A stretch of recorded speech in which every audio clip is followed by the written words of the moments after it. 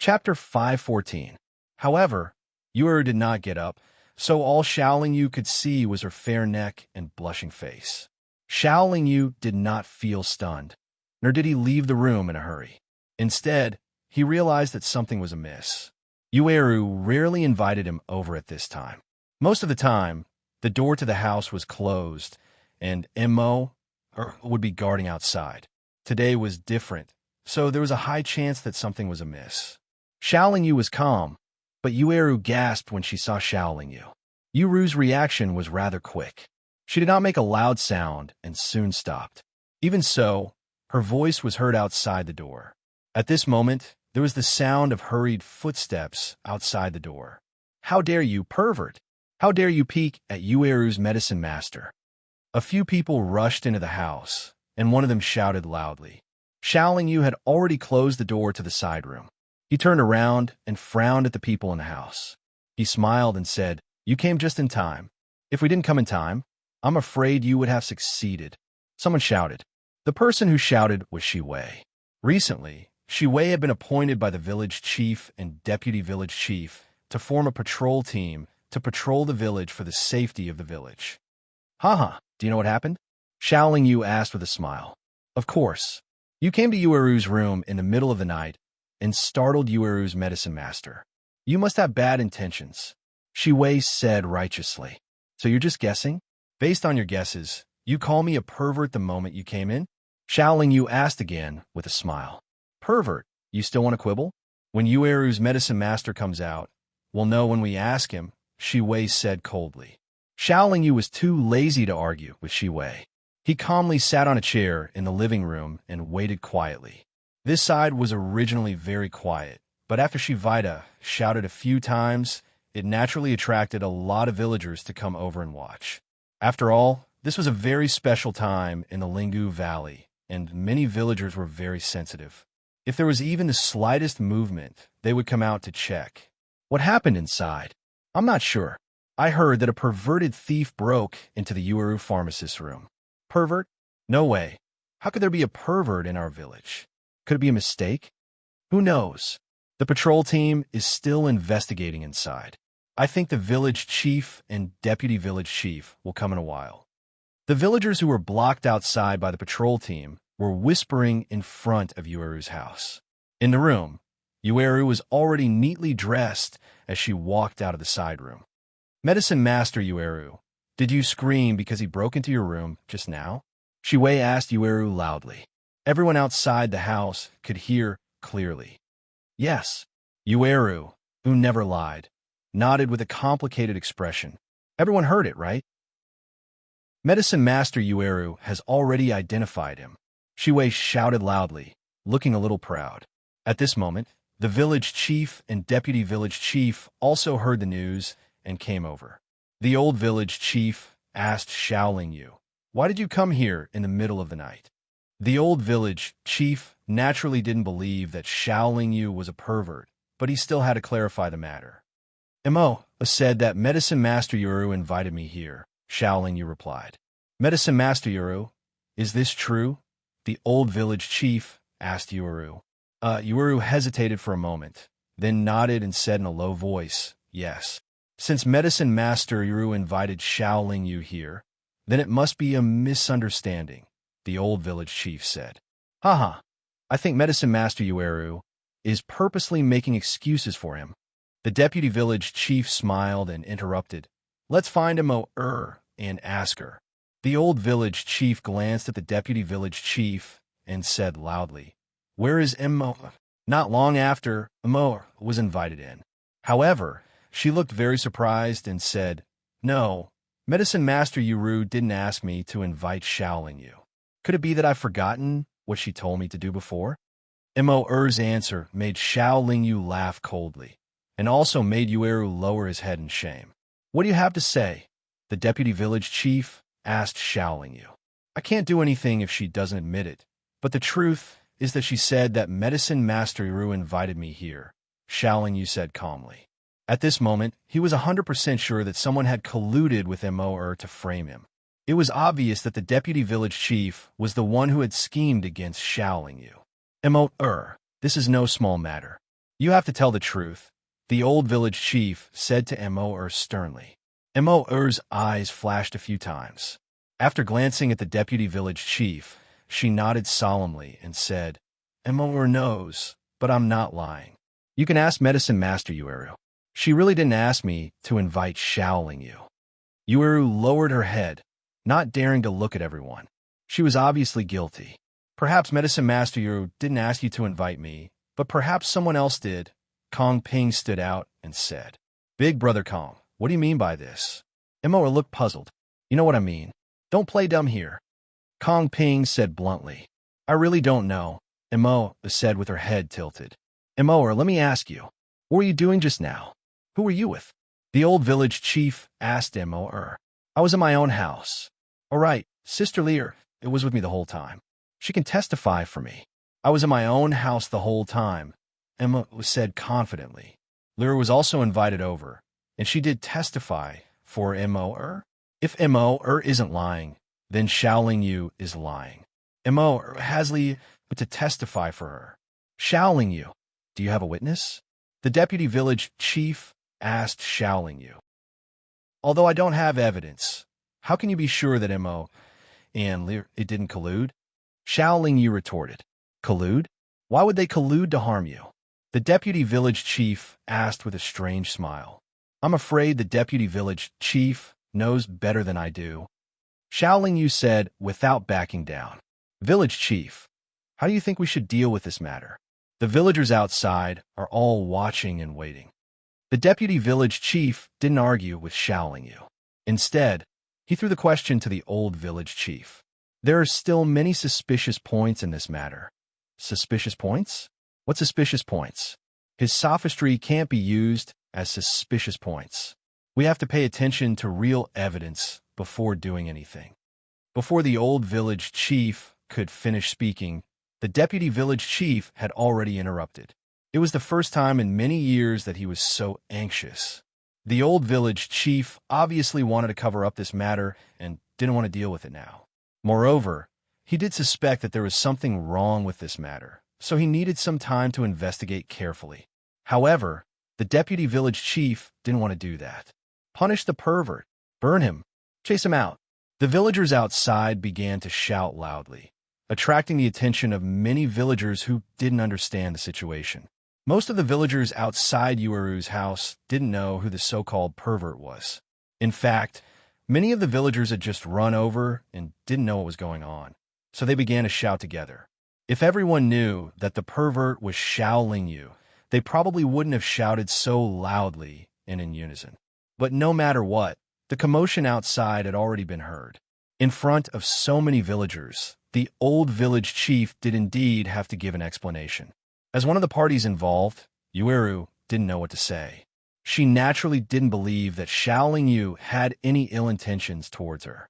Moreover, she had always felt that Shaoling Yu was an upright and trustworthy person.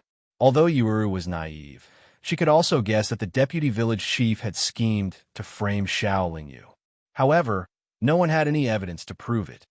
How should we deal with this matter? The old village chief asked the deputy village chief.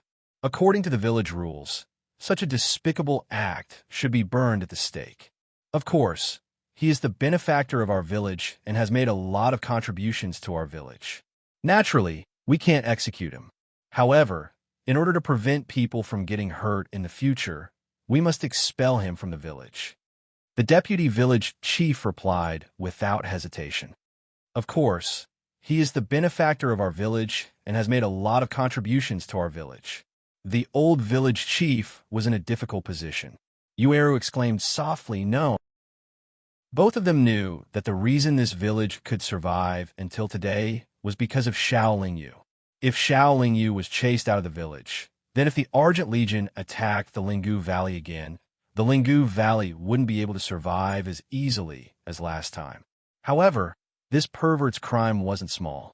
It wouldn't be right if they didn't punish him.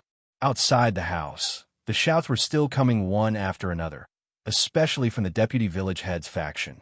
From the beginning until now, they had almost never stopped.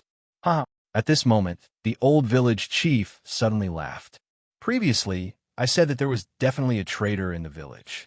At that time, I wasn't sure who the traitor was, but now, the old village chief looked at the deputy village chief and continued. Now, I can confirm who the traitor is. The deputy village chief was stared at by the old village chief, but he still straightened his back. He didn't look guilty or afraid at all. Kong Sun, I don't know why you want to be a traitor, but your actions this time are too obvious. The old village chief turned to look at the villagers outside the house and said, Our Lingu Valley relied on Xiaolingyu's various heroic performances to get through the previous difficulties. Xiaolingyu is a powerhouse of our Lingu Valley. At this moment, the people who want him to leave our village the most are naturally our enemies. Today's pervert incident was obviously deliberately set up by Kong Sun to frame Xiaolingyu. Ha!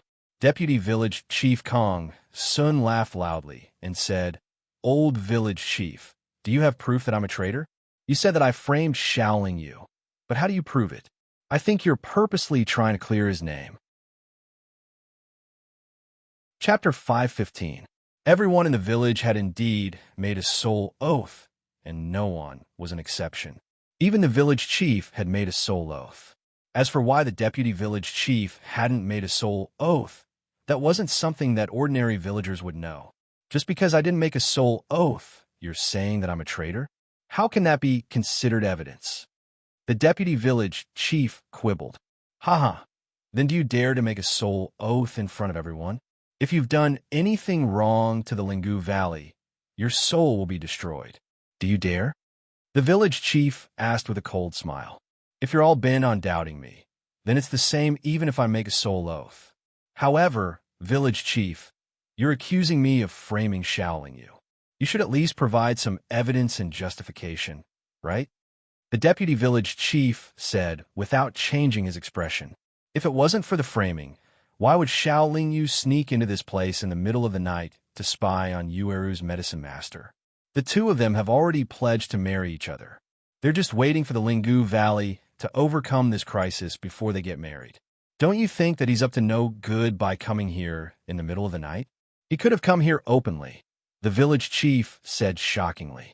All the villagers, including the deputy village chief, were stunned on the spot. Then, they began to whisper to each other. Xiaolingyu and Yueru were also stunned. However, Xiaolingyu quickly regained his senses. He knew that the village chief had said this deliberately to erase the name of the pervert. Yueru was embarrassed after she regained her senses. She didn't dare to raise her head to begin with, but now, her face was flushed red and she lowered her head a few more times. Haha, village chief, Kong Sun has really underestimated you. As the village chief, you just righteously accused me of being a traitor. Now, you're lying in front of everyone. I really don't know what relationship Xiaolingyu has with you. Could he be your illegitimate child? Why are you so protective of him? Kong Sun said with a laugh. You can ask the two of them if I'm lying. The village chief looked at Xiaolingyu and Yueru. Xiaolingyu did not want to ruin Yueru's reputation because of this. But before he could say anything, Yueru had already nodded and said, It's like this. The two of us are in love with each other, and we're indeed engaged.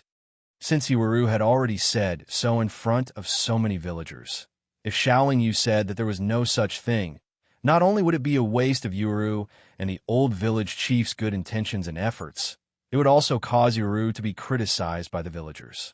Thus, he could only thank them in his heart and no longer deny it. Upon hearing Yueru's words, Deputy Village Chief Kong Sun's expression turned very unsightly. He said in a deep voice, Even if there was engagement, you can't just barge into a girl's room, right? However, the village chief followed up and said, Don't talk nonsense. If you don't dare to swear in front of everyone today, then I'll convict you of the crime of betrayal. The deputy village chief smiled and said, I'd like to see how you'll convict me of the crime of betrayal without any evidence. After Kong Sun finished speaking, his faction of villagers began to clamor. They had originally been standing in the back and hiding in the shadows, but now they were already squeezing towards the door. As for the villagers who had always been very loyal to the village chief, they were also eager to fight. The ordinary villagers naturally moved out of the way, not wanting to be involved in such a battle. After the two groups of people squeezed at the door, they stood on opposite sides and glared at each other. They were waiting for the person inside to give the order to immediately start fighting. For countless years, although the relationship between the village chief and the deputy village chief wasn't very close, this was the first time they were at daggers drawn like this.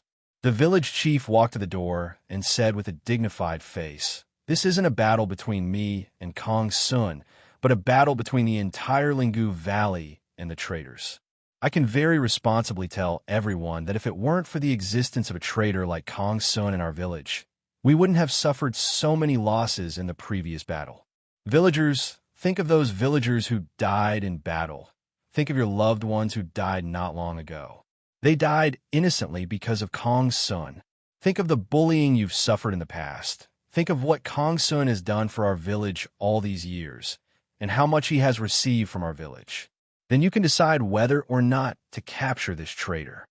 The deputy village chief knew that the village chief's prestige in the Lingu Valley was very high, and his name as a traitor had already been confirmed.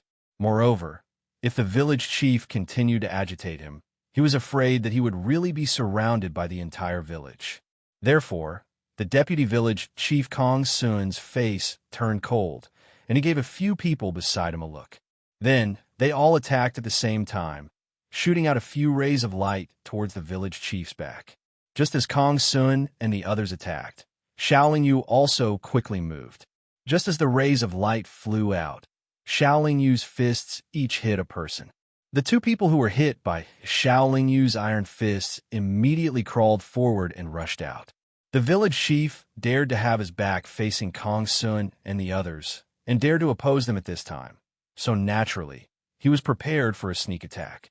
Therefore, just as the rays of light were about to hit the village chief's back, a black iron shield suddenly appeared behind him. The black iron shield appeared to be rusty and cracked, but it was able to withstand the bombardment of the streaks of light. However, the black iron shield took the greater impact, and it also hit the village chief's back and then rushed out of the house with the village chief's body. The two villagers who were hit by Xiaoling Yu almost rushed out of the house with the village chief. The village chief quickly stabilized his body, but his breathing was a little chaotic. However, the two people heavily crashed to the ground, and then their bodies twitched a few times, and then they lost their breath. "The Kong family, they deliberately ostracized us. Fight them to the death." Kong Sun rushed in front of his own people, then took out his weapon and shouted loudly. Kong Sun betrayed the village, and everyone has the right to punish him. What are you all waiting for? The village chief also took out a long saber and shouted to the surrounding villagers. It was unknown whether the village chief's prestige was too high, or whether everyone believed that the deputy village chief was a traitor, or whether they had long disliked the deputy village chief's actions in the village. But after the village chief shouted, most of the villagers who were not in the deputy village chief's faction took out their weapons. "Kill!" The village chief roared, and the long saber in his hand immediately emitted a cold light, and he took the lead to attack. The village chief's loyal followers and the villagers also shouted "kill" and followed suit. Previously, the Lingu Valley had been through a series of bitter battles, and now there was not much fighting power left, but the deputy village chief's faction did not suffer too many losses. Although it was difficult for them to win, they should be able to kill their way out of the Lingu Valley. However, this was on the premise that Xiaoling Yu did not attack. If Xiaoling Yu attacked, Kong Sun and the others would not be able to survive. The village chief chose to publicly fall out with Kong Sun because of him, so Xiaoling Yu naturally could not sit back and do nothing. Previously, when he attacked the two patrolling villagers who had attacked the village chief, his attitude and position were clear. Xiaoling Yu held the silver saber in his hand, and it constantly shone with divine light. Moreover, it moved at an extremely fast speed, and wherever it passed, blood spurted from the bodies of Kong Sun's subordinates. Kong Sun also knew that the situation was not good for him, so he led his subordinates to the gate of the valley from the beginning and retreated as they fought. Unfortunately, before they could retreat to the gate of the village, they had lost most of their fighting power. Kong Sun's helpers were decreasing, and by the time they reached the gate of the village, there were only about 100 villagers left, and they were completely surrounded. You're just a mere Lingu Valley, and you want to go against the Alliance? You are like ants trying to shake a big tree, and you will regret it sooner or later. After saying this, the deputy village chief rushed to the gate of the village, but then his body was bombarded by dozens of attacks, and his body exploded. As for the villagers who followed the vice-village chief, they had no choice but to throw away the weapons in their hands on the ground. The old village chief ordered people to lock up all the villagers who had given up on resisting and take them away. Then, he arranged for people to settle down the frightened villagers and clean up the battlefield. Although they had won this battle, the strength of the Lingu Valley had been greatly reduced, and such internal strife had greatly affected the morale of the villagers. Xiaolingyou then returned to his residence, and he was not in a good mood. First, he had been wrongly accused of being a pervert, and then he had a fight to the death. Xiaolingyou did not feel any pressure, but he was very depressed. For a few days, the atmosphere in the Lingu Valley was very gloomy. Although the blood had been washed away, the panic and confusion in the hearts of the villagers could not be erased. The threat from the Alliance had not been eliminated, and the fighting power of the village had decreased significantly, which made everyone gradually lose their sense of security. As for the matter of Xiaolingyou barging into Yueru's room, the old village chief had already concluded. At this time, no one was in a mood to chat or care about this, and they even ignored the marriage agreement that the old village chief had mentioned and that Yueru had personally acknowledged. Everyone could choose not to think about it, but Yueru would. However, the more he thought about it, the more confused he became. In the end, he could only sigh and say, "Sigh, let's see if we can get through this crisis first. If we can't, what's the use of thinking about it?" After another 10 days, the so-called Alliance's army still had not arrived, but the villagers of the Lingu Valley had already decided to leave the valley that they had lived in for so many years. Although leaving the village and moving on a large scale was also very dangerous. After all, the village was surrounded by barren mountains and dense forests, and there were countless wolf demons and flying beasts. After all, it was very likely that the enemy would detect their movements and send a large army to encircle and annihilate them. Without the geographical advantage of the valley that was easy to defend and difficult to attack, it would be even more difficult for them. However, most of the villagers still agreed to leave the valley. Just as the villagers of the Lingu Valley were quietly moving through the secret passage, the young cultivator in embroidered robes and the two women also received the news. Now is the best time for us to exterminate them. As long as we break up their formation and let them run in all directions, they will be gradually devoured by the wolves. We don't have to waste any more effort, one of the women suggested. Chapter 5:16. But they caused so much damage to us. Are we just going to let them go?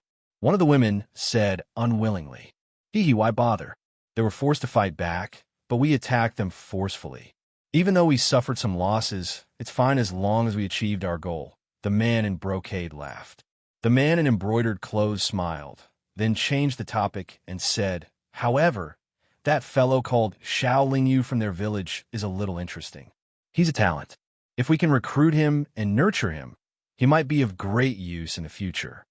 There are many capable people who are willing to join Third Young Master.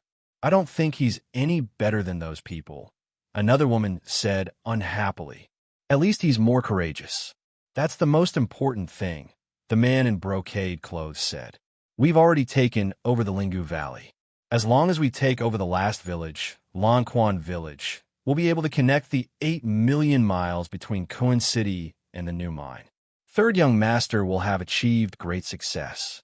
Patriarch will be very happy when the time comes, but First Young Master and Second Young Master will be dumbfounded," a woman said happily. "We've been away for quite some time. We've wasted a lot of time in the Lingu Valley. We have to take over Longquan Village as soon as possible. This time, we'll recruit more men from the other villages and try to take over Longquan Village in one go," the man in brocade clothes said seriously. Xiao naturally had to follow the mass migration of the Linggu Valley. It was not that he was dead set on taking over the Linggu Valley, but he had to protect the villagers as much as he could. He did not want the villagers to lose their lives to the claws and teeth of the wolves before they could find a new home. Fortunately, the old village head was very familiar with this vast and boundless forest. With him leading everyone, there were very few dangerous situations along the way. After more than a month, they arrived at a small river with flowing blue water. They continued to walk along the river, and after a day, they saw a huge mountain. The side of the mountain facing the group was very steep. The surface of the mountain was flat, as if it had been sliced from top to bottom by a giant sword. On the walls of the mountain, there were many small holes that looked like windows from afar. This reminded Xiao Lingyu of the myriad bat cave on the continent where Mao Zhen, the alchemy grandmaster of the immortal world, lived. The blue river flowed from the foot of the mountain. Compared to the majesty of the mountain, it was like a thin blue line. Up ahead is the Blue Spring Village. The villagers live in caves halfway up the mountain, so they can avoid being attacked by demon wolves. Furthermore, the villagers of the Blue Spring Village are good at rearing birds. Not only can the birds protect their homes, they can also be released to hunt for meat for them. Because of this, the Blue Spring Village has always been relatively wealthy, the old village chief said as he pointed at the mountain not far away.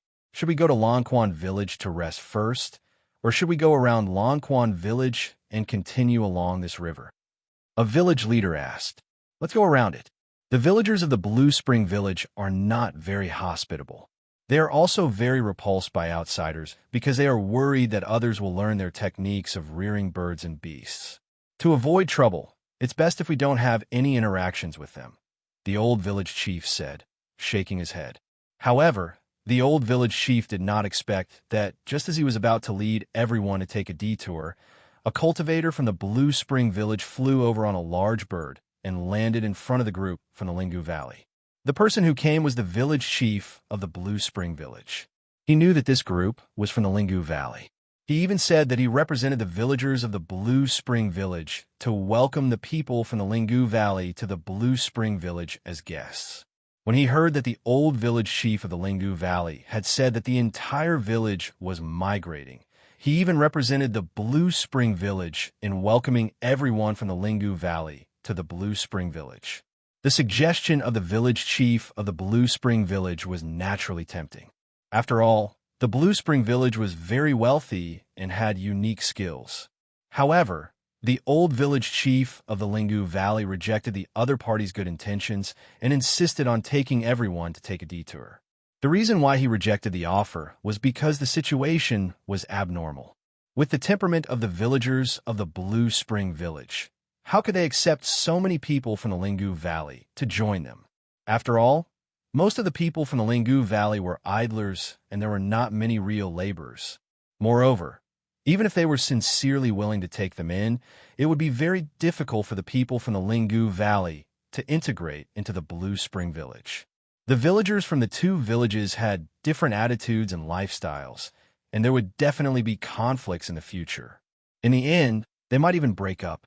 The leaders of the villagers from the Linggu Valley were also unwilling to go to the Blue Spring Village and be subjected to other people's displeasure, so they tacitly supported the old village chief's decision. The village chief of the Blue Spring Village gave the people from the Linggu Valley an hour to consider. When the people from the Linggu Valley were about to go around the mountain, he rode his flying beast to catch up with them and then told them the truth. The reason why the Blue Spring Village wanted to take in the people from the Linggu Valley was because they had received reliable information that there would be a large army attacking the Blue Spring Village soon.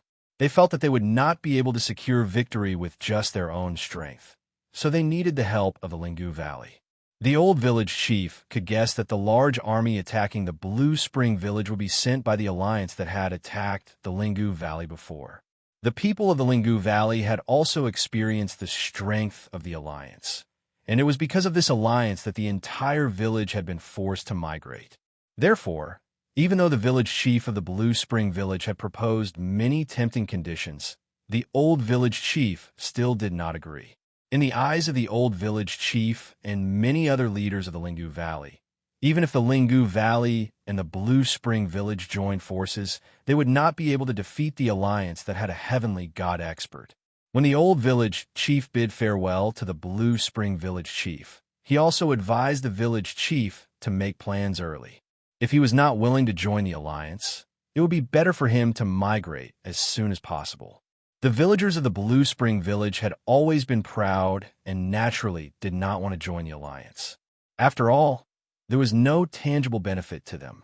However, the village chief of the Blue Spring Village felt that if a village like the Lingu Valley could resist the alliance's attack and even had the opportunity to migrate, there was no reason for the Blue Spring Village to be afraid of the alliance. Looking at the people of the Lingu Valley who were slowly migrating, the village chief of the Blue Spring Village said with disdain, "No wonder you were beaten so miserably. You are all a bunch of cowards." The villagers of the Lingu Valley went around the mountain and continued to move forward. It took them almost 3 months before they stopped in front of a mountain range that undulated like waves. I've been to this mountain range before. There's a place that is very similar to the valley that our village used to live in. We have settled down there. The old village chief looked at the mountain range in front of him. He could not hide his excitement because they were very close to their goal. There were many more demon wolves in the mountain range than anywhere else. However, when the demon wolves saw such a large group, they usually did not dare to come close. The more experienced villagers knew that they could not easily kill the demon wolves. It was best to scare them away. If they were killed, they might attract a large group of demon wolves to take revenge. The old village chief remembered correctly. They did not go too deep into the mountain range. They really did see a valley surrounded by mountains. However, the valley was shrouded in layers of fog. They could only vaguely see the silhouettes of the mountains. It's a bit strange. I remember that when I came here, there was no such dense fog. Why is it like this now? The old village chief said with a puzzled expression. So much time has passed. It's inevitable that things will be different from the past. It's very difficult for anything to remain the same, one of the village leaders said with a smile. Seeing that they had arrived at their destination, everyone naturally relaxed a lot. The long journey had made them nervous. They had been looking forward to their destination for a long time. You guys, come with me and take a look at the situation first. The old village chief waved at the village leaders, then said to Xiao Lingyu, "I'll leave this place to you to look after." After Xiao Lingyu nodded, the old village chief led the village leaders into the valley. For hours later, the old village chief and the others returned without a hitch. They told everyone that there were no abnormalities inside. They could go in and build their new home. This fog is also good for us. It will make the wolf demons not dare to approach easily. It can also conceal our existence to a certain extent, the old village chief said with satisfaction as he led everyone into the valley. I feel that this place is a bit strange, Yuuru said with a frown after coming into contact with the fog in the valley. As a medicine master, Yueru's perception was far superior to that of ordinary cultivators of the same age. Thus, her words made Xiao Lingyu pay attention. However, everyone had gone through a lot to get here. Naturally, they would not leave just because of Yueru's strange feeling. Moreover, everyone felt that Yueru had been too tired and nervous recently, which was why she had such a strange feeling. After entering the valley, the old village chief had the villagers who often went out to hunt carefully check the entire valley again. When they still didn't find anything out of the ordinary, they dispersed to find a place to build their new home. Although they were only low-level cultivators in the realm of the gods, and although they were only villagers of a small village, they were still gods and not real villagers of the mortal world. The speed at which they built their new home was naturally very fast. In less than half a day, the valley had already changed its appearance. Everything in the valley gradually became familiar and intimate. This was because many of the buildings and pavilions were similar to the original Lingu Valley's layout and style. Less than 2 months after the new Lingu Valley's construction was completed, more than 10 shabbily dressed cultivators suddenly came to the side of the valley. However, they were all blocked outside by the Lingu Valley's villagers who were in charge of guarding the valley. After some questioning, everyone found out that these people were villagers of Longquan village. Furthermore, Longquan village had already been invaded. They were the villagers who had luckily escaped after the defeat of Longquan village. Chapter 517. The village chief and Shaolin Yu had expected Longquan village's defeat. If not for the fact that Shaolin Yu still had some tricks up his sleeve, the Linggu Valley would have been destroyed a long time ago. Although the Linggu Valley was not as powerful as Longquan village, Longquan village did not have any heavenly god experts either. Without a true powerhouse, facing the alliance of many mountain villages and the alliance of heavenly god powerhouses, any small mountain village could only surrender or be destroyed. These people had escaped from the battlefield. They did not dare to return to Longquan village because they did not know what the village was like now. The main force of the Longquan village had already been defeated. Most likely, the entire Longquan village was either massacred or forced to swear allegiance to the alliance. Longquan village is only 3 months away from here. I don't think it's safe for us to stay here, Shaolin Yu said worriedly. There are 2 other villages near the Blue Spring village, but they are not in our direction. The alliance will most likely try to subdue those 2 villages and will not approach us. After all, beyond this mountain range is a large grassland, and beyond the grassland is a vast and boundless forest. We should not attract the alliance's attention in this corner. The old village chief casually analyzed. Shaolin Yu did not insist on his opinion because he did not have a good reason to convince everyone. However, now that the Linggu Valley had settled down again, he had plans to leave the village. Although he had not reached the heavenly god stage, at least he was not afraid of the heavenly god silver-haired Wolf King. Even if he left alone, there should not be much danger. In the past few days, Shaolin Yu had asked around and found out that the greatest danger in this vast forest was the silver-haired Wolf King and other heavenly god beasts. This was why many villages required villagers to reach the heavenly god stage before they could leave the village to seek greater development. With his reputation in the Linggu Valley and his contributions to the Linggu Valley, it should not be a problem for him to ask the village chief for a relatively safe route to the city. This was indeed the case. Shaolin Yu went to the village chief and told him his request. Although the village chief felt that it was a pity and wanted to persuade him to stay, he still gave a jade slip to Shaolin Yu. Naturally, this jade slip had a map of the route engraved on it, as well as some fairly detailed introductions and reminders. Shaolin Yu did not look at it in detail. After a rough glance, he put it away and returned to his temporary residence. Since he was going to leave, he naturally had to say goodbye to a few people he was on good terms with. The first people, Shaolin Yu's Yueru, came to mind. Kong Ping lived next door. When he heard that Shaolin Yu was going to leave the Linggu Valley, he was also very reluctant. He even said, "If it wasn't for the fact that the Linggu Valley has just stabilized and still needs manpower, I would have gone with you." As for Yueru, when she heard this news, she was first stunned. Then, her expression became sad, disappointed, and helpless. Having grown up in this small mountain village, Yueru's thoughts were very simple. She did have a good impression of Shaolin Yu. Otherwise, she would not have cooperated with the village chief to lie. However, even though she knew that it was a lie, she was more willing to believe it was true because of that little bit of good feeling in her heart. She was also willing to make the best of it. However, now that Shaolin Yu was going to leave, Yueru instantly felt as if the whole world was about to collapse in front of her eyes. She had been thinking hard these past few days and was extremely conflicted. She had never thought that this would be the result. In her original plan, the worst-case scenario was that everyone would treat the marriage agreement as if no one had mentioned it at all. Then, time would prove everything. Will you come back? Yueru's eyes glistened with tears as she asked. I can't say for sure. If there's a chance, I will definitely come back to take a look, Shaolin Yu said uncertainly. Only Shaolin Yu knew that he did not come to the realm of the gods to enjoy life. He wanted to find his wife. He also wanted to do his best to complete the mission that his chief master had given him. He wanted to take back the primal chaos spectrum that he did not even know where it was. If there was a chance, he also wanted to see the Jianglanyu sisters who had helped him before, as well as their cousin. Xiaolingyu estimated that it was impossible to complete these missions with his current strength. He still needed to continue improving. Yueru was silent. She remained silent. Xiaolingyu also sat with her for a while. When night fell, he stood up and said, "I won't disturb you anymore. I will set off early tomorrow morning."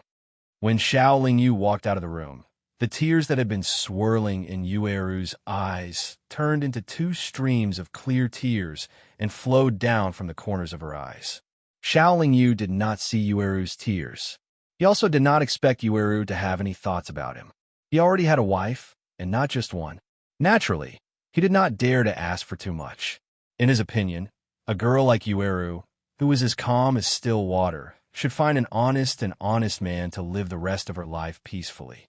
In the wee hours of the morning, the sky had just begun to brighten. The entire Linggu Valley was still very quiet, but Xiaolingyu was already standing outside his room. Generally speaking, these villagers would not sleep at night. Most of them would meditate and cultivate in their own rooms. Although the restrictions on cultivators at night in the realm of the gods were much stronger than during the day, the effects of cultivating at night were also much better than during the day. Stepping into the thick fog, Xiaolingyu walked towards the entrance of the village. No one came to see him off because no one knew that he would leave so early.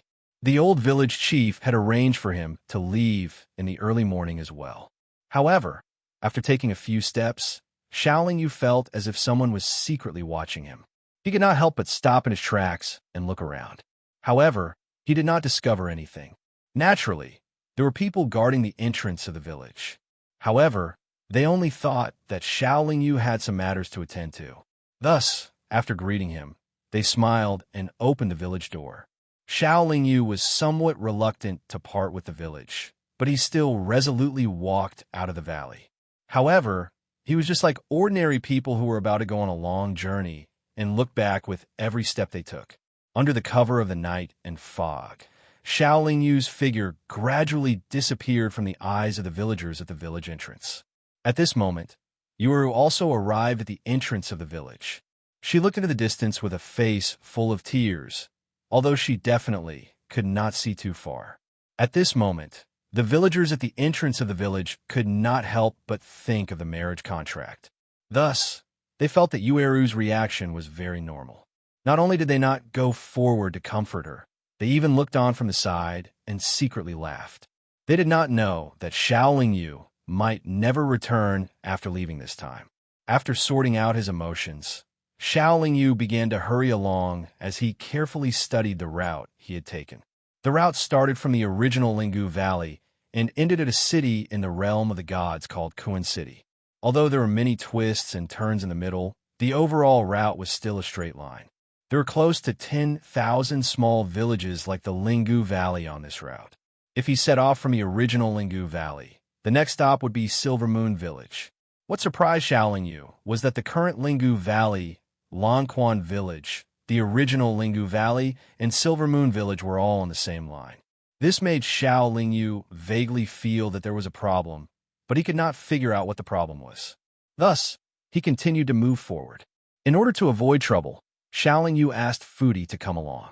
He stood on Fudi's back and allowed Fudi to gallop at full speed. Xiaolingyu and Fudi's speed was naturally much faster than the speed of the Linggu Valley's villagers moving together. The journey that would have taken a large group 3 months to complete only took him slightly more than 10 days. As Lanquan Village had already been conquered by the Alliance, Xiaolingyu did not want to encounter any more obstacles along the way. Thus, he asked Fudi to go around Lanquan Village. Another half a month later, Xiaolingyu arrived at the Linggu Valley where the original Linggu Valley was located.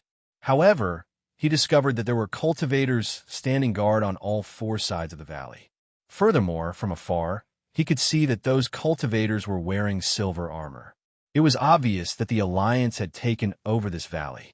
Their goal in attacking the Linggu Valley seems to be just for this valley. But what use do they have for this valley? As Xiaolingyu pondered, he asked Foodie to leave this valley and head towards Silver Moon Village.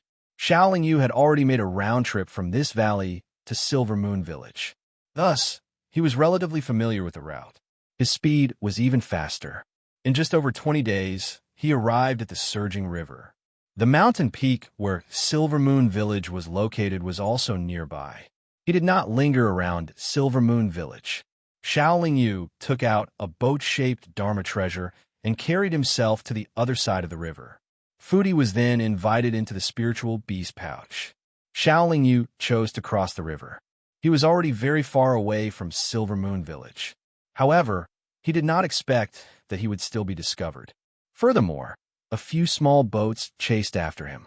However, by the time they caught up, Xiaoling Yu had already reached the shore. He then rode Foodie and sped away. In the following year, Xiaoling Yu passed by over 20 villages. Along the way, he encountered ferocious beasts in the heavenly god stage. However, even if he could not defeat them, he could still easily escape. However, after more than a year had passed, he suddenly stopped because he discovered a problem. Starting from the Blue Spring Village, there were more than 20 villages along the way. Unexpectedly, there were cultivators wearing silver armor stationed there. Later, he asked around and found out that these more than 20 villages had joined the alliance. The crux of the problem was that these 20 villages were on the same route.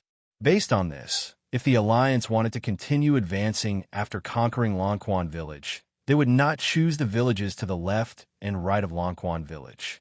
Instead, they would advance towards the valley where the Linggu Valley was located. Regarding this, Xiaoling Yu sent a message to the village chief. However, as the distance was too far, the village chief could not receive his message. In the realm of the gods, there were not many divine messaging devices. The divine messaging device that the cultivators in the small villages had was the same. The divine messaging device that Xiaoling Yu had was of the lower grade. It could not send a message more than 20,000 miles away. Chapter 518. If it was a coincidence that the 4 villages were on the same route at the beginning, then it was definitely not a coincidence that all 20 villages were on the same route. Furthermore, Xiaoling Yu had also gone to the other villages on both sides of the route to ask around. The results were as expected. The villages that were not on the same route had not been attacked by the Alliance, nor had they received any invitations from the Alliance. This proved that the Alliance had the intention of building a route. As for what their goal was, it was not something that Xiaoling Yu could guess. Xiaoling Yu had already left for more than a year. It would also take him another year to return. Whether he could make it in time was up to fate. What surprised Xiaoling Yu even more was that when he arrived at a place less than 200,000 miles away from the current Linggu Valley, he sent a message to the old village chief. The result he received was that the Alliance had not attacked the Linggu Valley. Instead, they were attacking the villages on both sides of Longquan Village. Could it be that Longquan Village is the end of this route? Or did I guess wrong? Xiaoling Yu began to doubt his previous conjecture. Since this was the case, there was naturally no need for Xiaoling Yu to return to the Linggu Valley. However, the old village chief then sent a message to Xiaoling Yu, saying that Yueru had made a very good discovery in the valley. He even asked Xiaoling Yu if he wanted to return. Xiaoling Yu replied to ask what the discovery was, but the old village chief told Xiaoling Yu to go back and see for himself. Xiaoling Yu knew that since he had decided to leave, he was no longer a citizen of the Linggu Valley. It was normal that the cautious old village chief would not tell him some confidential information. Xiaoling Yu hesitated for a moment, then replied to all the villagers of the Linggu Valley with his blessings. Then he turned around again. When Xiaoling Yu arrived at the river beside Silver Moon Village, he was stopped by a man in embroidered clothes and 2 beautiful women. Xiaoling Yu furrowed his brows slightly. He had seen these 3 people before. The 2 women had once helped the Silver Armor Army fend off the Wolf Demon's attack in front of the original valley of Lin Valley Village. The man in embroidered robes had even exchanged a blow with him. The 3 of them should be experts from the Alliance. Xiaoling Yu did not know why they were here, so he naturally had to be on guard. The 3 of them were Heavenly God Village chiefs. If they wanted to harm Xiaoling Yu, Xiao Yu and the foodie would not be able to stop them. They would have to use their divine weapons. After looking at the three of them, Xiao Yu's did not have the foodie went. Brother Xiao, please wait. The three of them were obviously here for Xiao Yu. Naturally, they wouldn't let Xiao Yu go so easily. They moved a distance away and blocked Xiao Yu's path again. The man in embroidered clothes also took a step forward and greeted them. What's the matter? Xiao Yu stopped and asked with a frown. Xiao Yu was not surprised that the other party knew his name. After all, there were traitors in the original Lingu Valley. Nothing important. I just wanted to have a chat with Brother Xiao. I wonder if Brother Xiao would be willing to do me the honor. Of course, I won't take up too much of your time, the man in the embroidered clothes said very politely. If it was just a chat and not a fight, Xiao Yu was naturally willing to accept. The three of them were not weak. Xiao Yu did not want to expose his divine weapons, so it was better to keep a low profile. I don't have anything important. Since you are in the mood, I don't mind accompanying you, Xiao Yu replied after pondering for a moment. The man in the embroidered clothes was quite satisfied with Xiao Yu's attitude. He immediately waved his hand and set up a table for a banquet. Although it was called a banquet, there were actually only some wine and some simple fruits on the table. Xiao Yu and the man in the embroidered clothes sat opposite each other. The two women poured 3 cups of wine for each of them. Not only did the two women not sit, but they also served the banquet as if they were two maids. Xiao Yu could not help but think more highly of the man in the embroidered clothes. The man in the embroidered clothes must have an extraordinary background to be able to have a divine god as his assistant. According to the rules of Kuan City, let's drink 3 cups of wine first before we talk. Come, let me toast to Brother Xiao. The man in the embroidered clothes finished his words and drank 3 cups of wine in one go. Then he looked at Xiao Yu. Xiao Yu was actually a little wary of drinking with outsiders, especially when it was an outsider's wine. This was because he did not dare to guarantee that there was no problem with the wine. Most of the time, even if there was nothing wrong with the wine itself, it might contain too much energy or it might have some special effect that was unpredictable. However, seeing that the man in the embroidered clothes did not seem to have any abnormalities after drinking the wine, Xiao Yu calmly picked up a cup and drank it slowly. From the man's words, Xiao Yu also learned that he came from Kuan City. Kuan City was the only city near this vast and boundless forest. It was also Xiao Yu's current destination. As he drank, Xiao Yu naturally had to quickly test the characteristics of the wine. Although this would make him seem uncomfortable, it was better to be cautious. He could not put himself in danger for the sake of pleasure. This should be considered a cup of sake. Although it was a little spicy and strong, the alcohol was still within Xiao Yu's tolerance. After drinking 3 cups in a row, Xiao Yu did not seem to have any abnormalities. Although this wine was ordinary, if an ordinary great divinity cultivator drank 3 cups in a row, they would probably get drunk. Brother Xiao, you didn't stay in the Lingu Valley for long, right? The man in the embroidered clothes asked Xiao Yu as the two women poured the wine. Aha, I'm sure the deputy village chief of the Lingu Valley must have told you about my situation.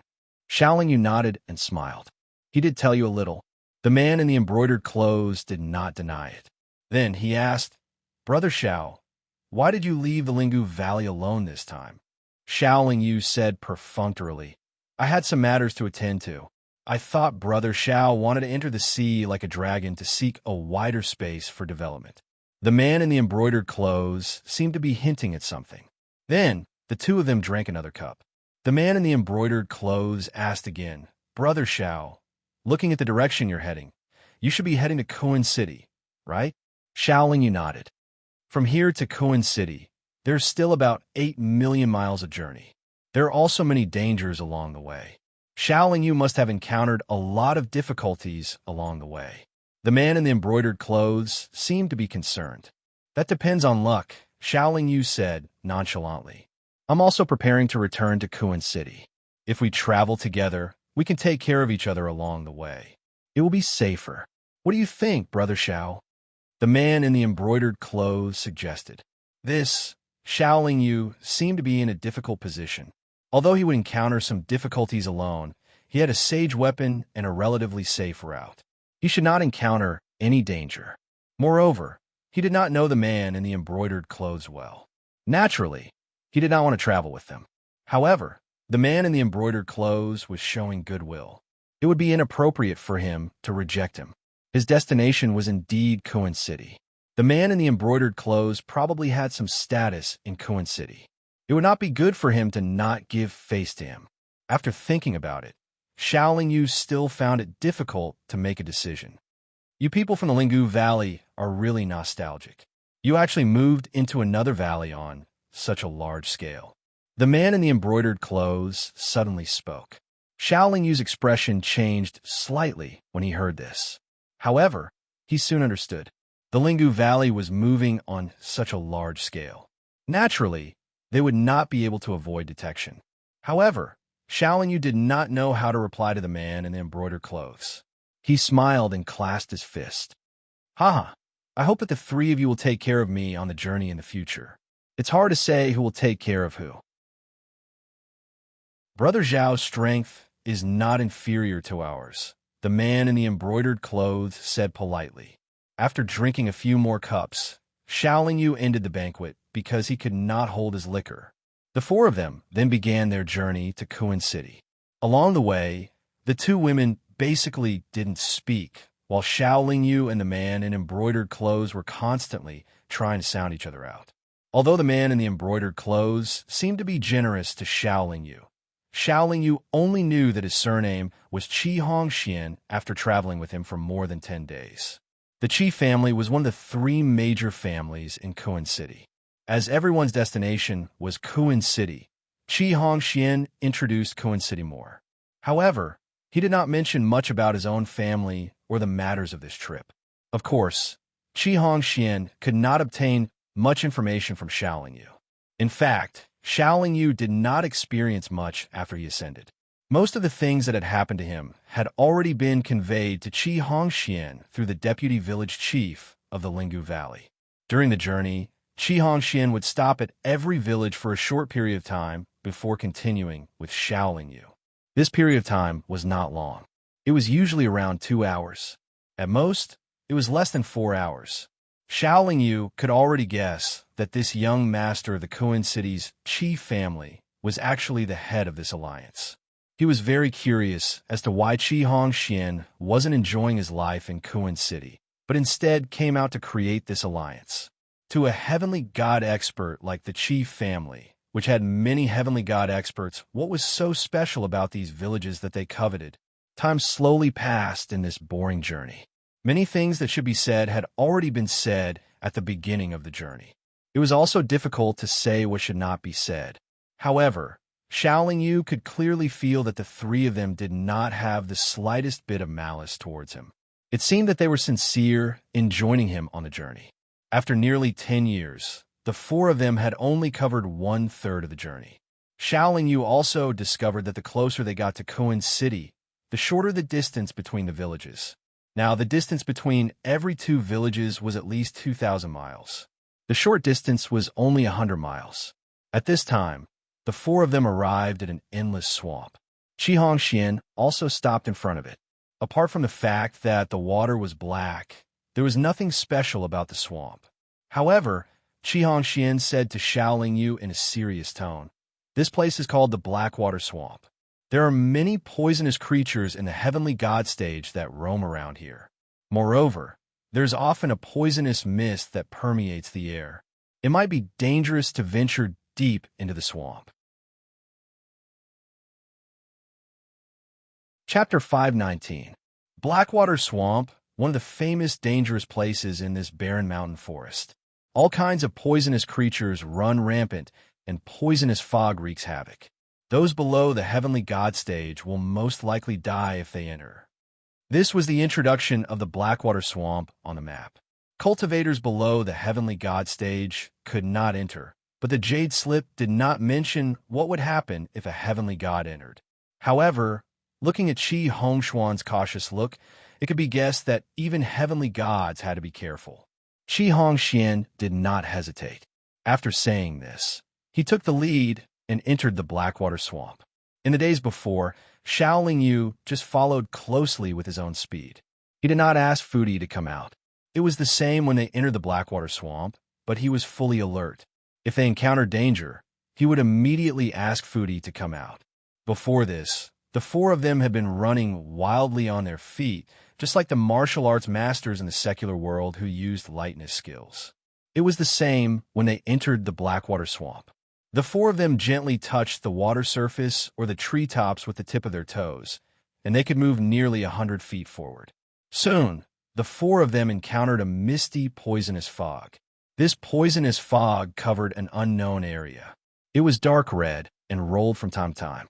There was a faint poisonous fog in it, and the sound of roaring and crying could be heard, giving people a feeling of palpitations. Qi Hongxian shouted softly. He did not use any magic weapon. He just used his power to cover his body with a circle of pale, golden divine light, and rushed into the poisonous fog. The two women did the same. They put their long swords behind their backs, and their bodies were shining with sword light. They were also not afraid of the poisonous fog.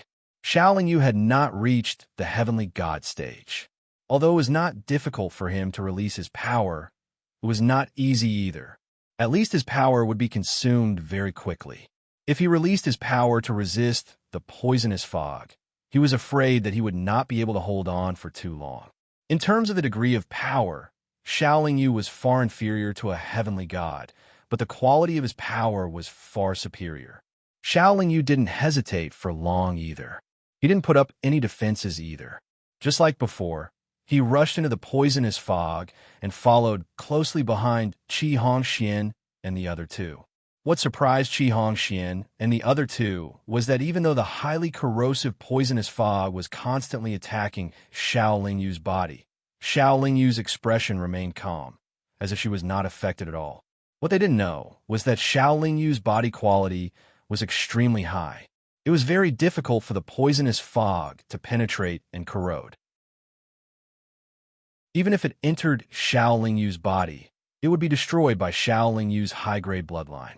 What they didn't know was that Xiaoling Yu also had a body of poison.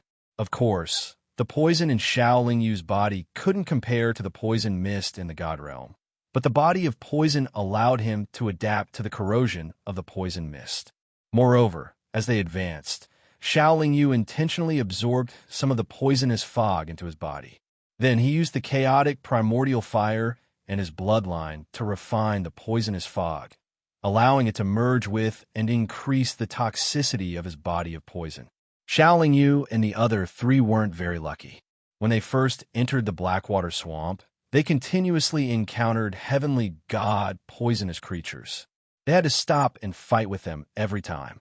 3 days after they entered the Blackwater Swamp, they were stopped by an heavenly god poisonous scorpion. Just as they started fighting the poison scorpion summoned a large number of great deity stage poison scorpions.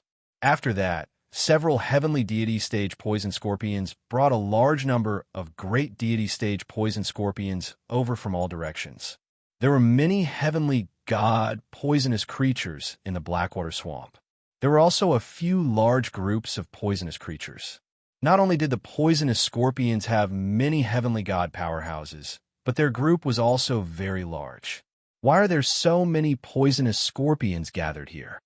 Qi Hongxian asked in disbelief. That's right.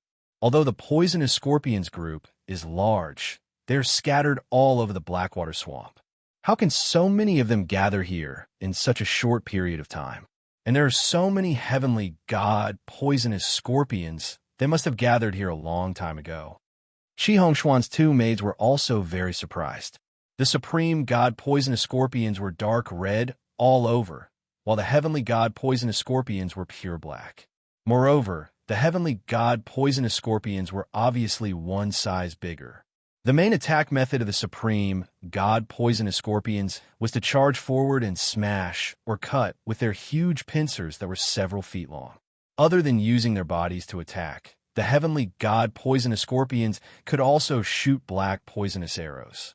Their speed was more than 3 times faster than the supreme god poisonous scorpions. Under the cover of the rolling poisonous fog, these poisonous scorpions rushed toward Xiao and the others from all directions. The four of them could only defend one side each. The attacks of the supreme god poisonous scorpions did not pose a threat to the four of them. However, they continued to attack wave after wave. In between, there were also black poisonous arrows shot by the heavenly god poisonous scorpions. This gave Xiao and the others a lot of headaches. The speed of consumption was also increasing. If this goes on, we won't be able to last long. Brother Xiao, you stay behind. The three of us will be responsible for breaking through. After Qi Hongxian said this, he rushed forward 2 feet. The two girls followed him and moved forward 3 feet. Suddenly, the formation became a prism. Xiao Yu stayed behind and was only responsible for defense. Therefore, the pressure was relatively less. He naturally had no objection to Qi Hongshuan's arrangement. Qi Hongxian was responsible for constantly waving his sword and attacking. His defense was handed over to the two maids.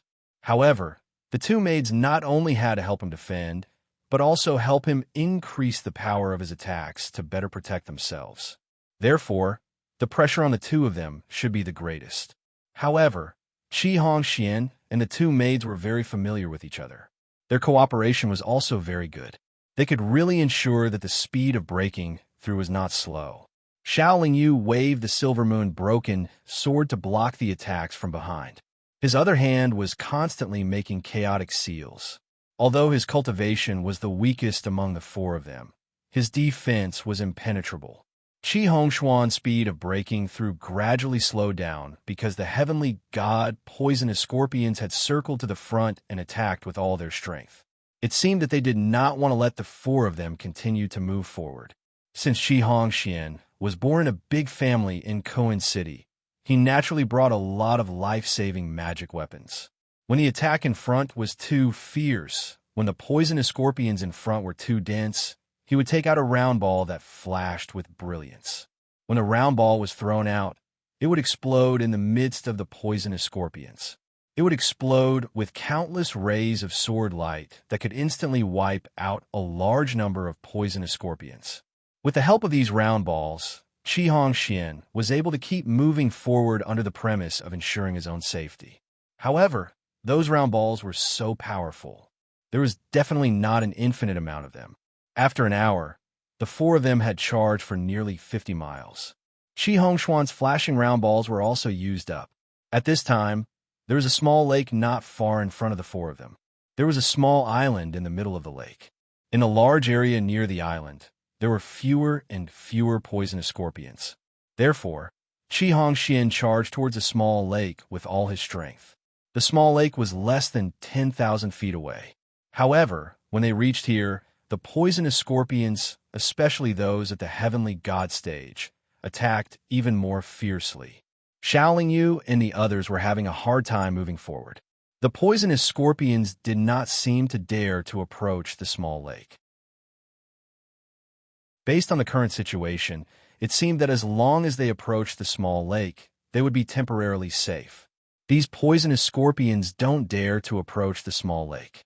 It's probably dangerous there as well. Moreover, it might be even more dangerous. If we go over like this, we might not be safe, Xiao Yu reminded Qi Hongxian loudly. But if we don't go over, we'll die right now. Qi Hongxian replied helplessly. He continued to charge towards the small lake. The attacks of the poisonous scorpions were like waves crashing against the shore. Xiao Yu estimated that if there were no accidents, the four of them would be severely injured before they could reach the small lake. As a result, he began to hesitate. Should he use his saint artifact to deal with this problem? Just as Xiao Yu was hesitating, Qi Hongxian and the two women were clearly unable to hold on any longer due to the overwhelming attacks of the poisonous scorpions. Their clothes had been torn in several places and blood flowed from their wounds. Although Xiao Yu was also in a very sorry state, and his clothes had been reduced to a few rags, he was not injured at all. This was because his physical defense was very strong. After a moment of hesitation, Xiao Yu took advantage of the time when Qi Hongxian and the others were completely focused on charging forward to summon the saint artifact the yin-yang mirror. Then, he created 4 phantom monsters. After the 4 phantom monsters appeared, they all charged forward and entangled 4 of the heavenly god poisonous scorpions.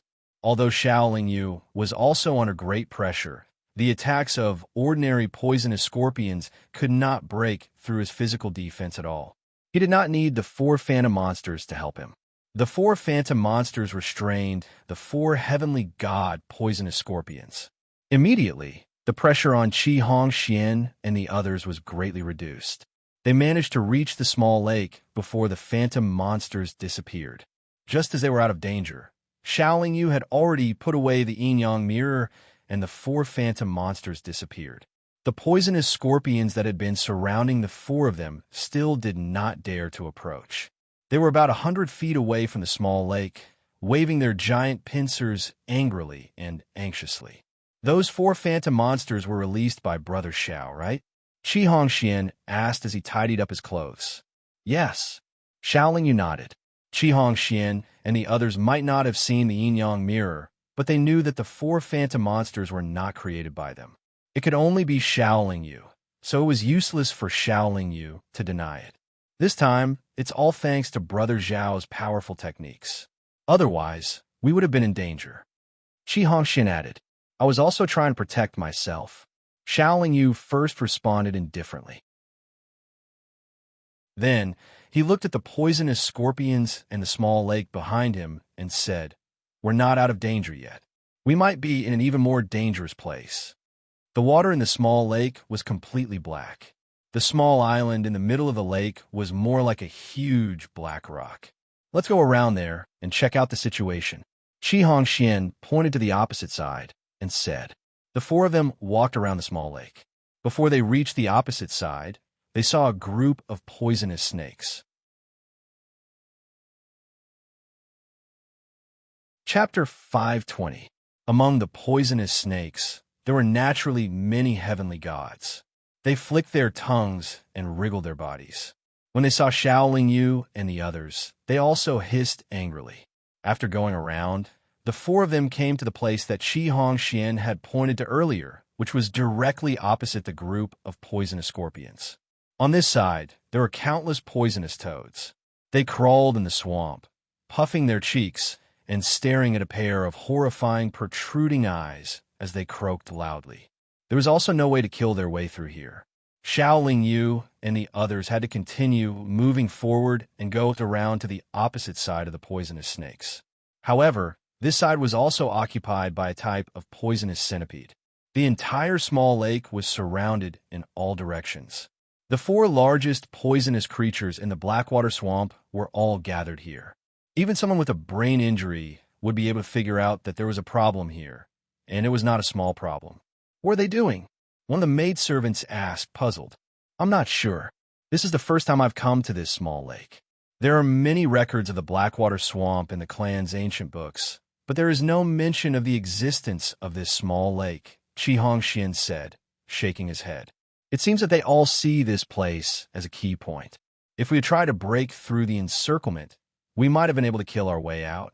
They might not have resisted so fiercely, another maidservant said with a frown. Who would have thought that this would happen? Qi Hongxian said with a bitter smile. We don't have to worry. Let's take a good rest first. After we recover, we'll try to break through. I think we should encounter much less resistance if we try to break through from the outside, Shaolin Yu said calmly. At that moment, the 4 of them sat cross-legged by the Blackwater Lake. No matter how the poisonous centipedes hissed outside, they did not move at all.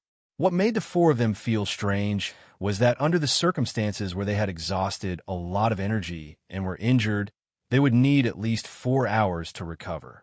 However, it only took them an hour to reach their peak condition, and their injuries were completely healed. Even if they had all taken pills, the speed of their recovery was too fast. One had to know that this was a place where the poisonous fog was wreaking havoc, not a place where the power of the gods was abundant. In fact, it was very difficult to find a place with dense divine energy in this vast forest. Thus, cultivators who had reached the heavenly god stage would very decisively leave this place. The Blackwater Lake was the same. The 4 of them sensed it carefully. Not only was the god spirit power not dense here, but it was also thinner than the other places in the barren mountains and forests. In such an environment, what was it that made their recovery speed so much faster? After the four of them stopped cultivating, they all looked around suspiciously, trying to find a reason. All kinds of strange things told the four of them that there should not only be danger here, but also great fortune. Otherwise, why would those poisonous creatures gather here in large numbers? However, even if there was fortune here, the four of them did not dare to have extravagant hopes. Just one type of poisonous scorpion was enough to make them suffer heavy injuries. If four types of poisonous creatures attacked them together, even if the heavenly god stage poisonous creatures did not attack them, they would be swallowed by the endless number of great heavenly god stage poisonous creatures. They had to break out of the encirclement first. No matter how good their fortune was, they had to protect their lives first. Since it was not easy to break out of the encirclement, the four of them would naturally break out in the direction they originally wanted to go. Thus, they arrived in front of the group of poisonous toads. After taking a deep breath, they brandished their weapons and charged forward. The distance of 1,000 feet was naturally crossed in an instant. The four of them quickly rushed into the group of poisonous toads. They still stood in the same prismatic formation as before. Qi Hongxian was in the front, the two maids were in the middle, and Xiaoling Yu was behind. In her imagination, breaking out of the encirclement at the beginning was the most difficult. The further they went, the easier it would be. Thus, Xiaoling Yu took out the yin-yang mirror again and created four illusory monsters to help defend against the heavenly god stage experts among the poisonous toads. The four illusory monsters were not very strong. This also made Qi Hongxian and the others think that Xiaoling Yu's yin-yang mirror was not a very powerful magic artifact. This was because powerful magic artifacts would naturally release powerful auras. The three of them did not know that the strength of the four illusory monsters could continuously increase along with Xiaoling Yu's strength. The four of them had just charged out for less than an hour when the world suddenly shook. A black light shot into the sky. At the same time, a powerful aura swept out in all directions with the Blackwater Lake as the center. The world continued to shake. The poisonous toads no longer attacked Xiaoling Yu and the others. It was unknown whether it was because their hearts were palpitating or because they could not stabilize their bodies. Xiaoling Yu and the other three turned around to take a look. They saw that the island in the middle of the lake that looked like a boulder was slowly rising and continuously shooting out black light. They were all extremely shocked, but then they very tacitly continued forward. The poisonous toads did not attack them. It was the best time for them to escape. However, what surprised them was that after some adjustment, the poisonous toads around them actually charged towards the small lake in a frenzy. It was not just the poisonous toads. Even the poisonous snakes, centipedes, and scorpions surged towards the Blackwater Lake like moths to a flame. Previously, they had been advancing in a bitter battle. Although it took them an hour, Xiaoling Yu and the others were not far from the Blackwater Lake. At this moment, they could clearly see that all the poisonous creatures that leaped into the Blackwater Lake turned into a cloud of poisonous mist after coming into contact with the lake water.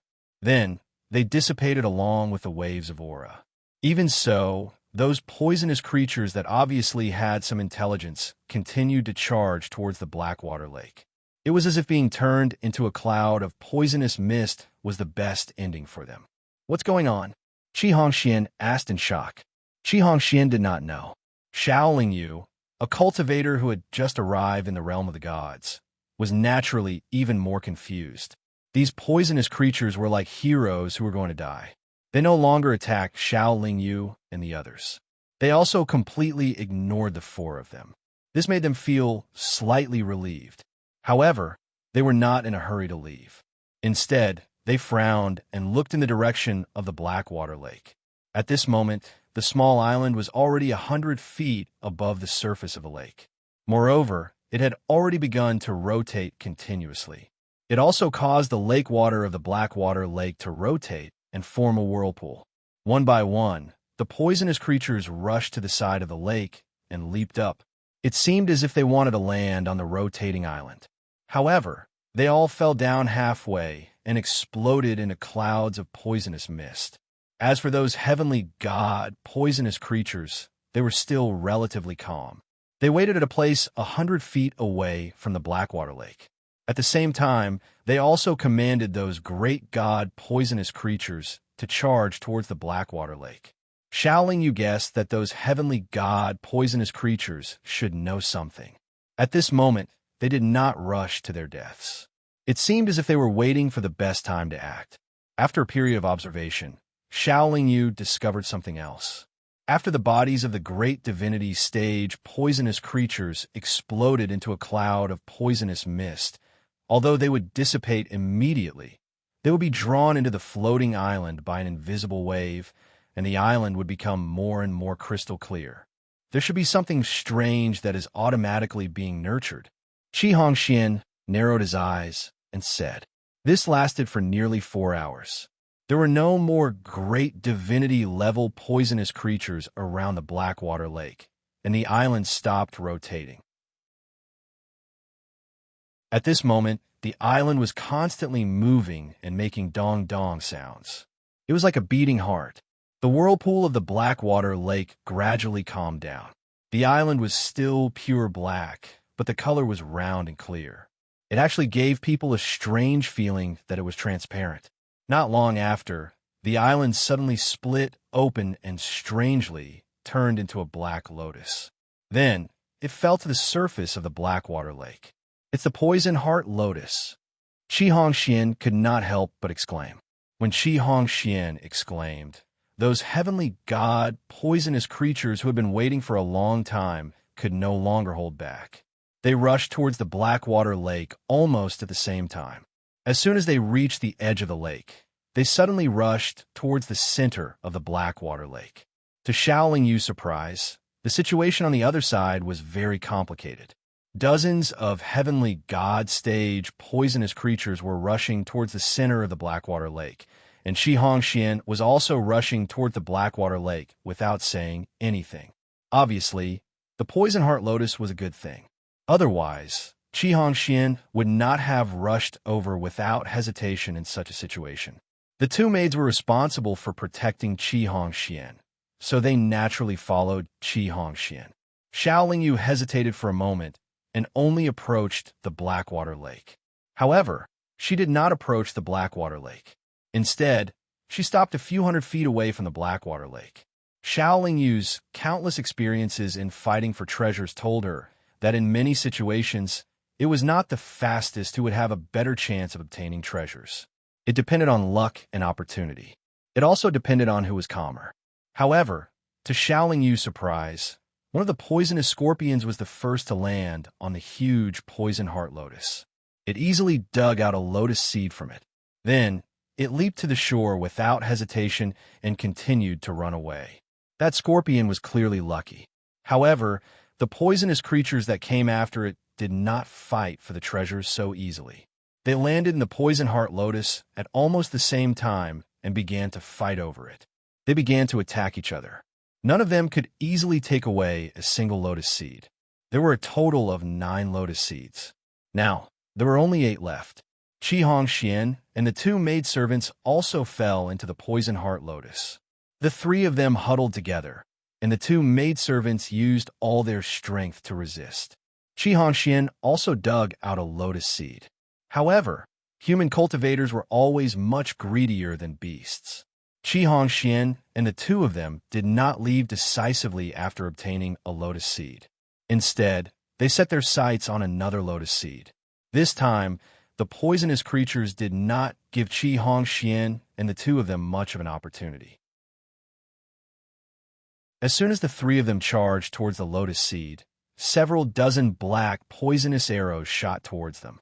Even though the 3 of them were defending with all their might, one of the maidservants was still shot by 3 poisonous arrows because she was diverting some of her energy to help Qi Hongxian defend. In an instant, her body was poisoned into a pool of black liquid, and she died. The death of a maid did not stop Qi Hongxian from continuing to fight for the lotus seed. However, he was still relatively calm as he led the remaining made with their backs against a pedal. That way, they only needed to defend against the attacks in front of them.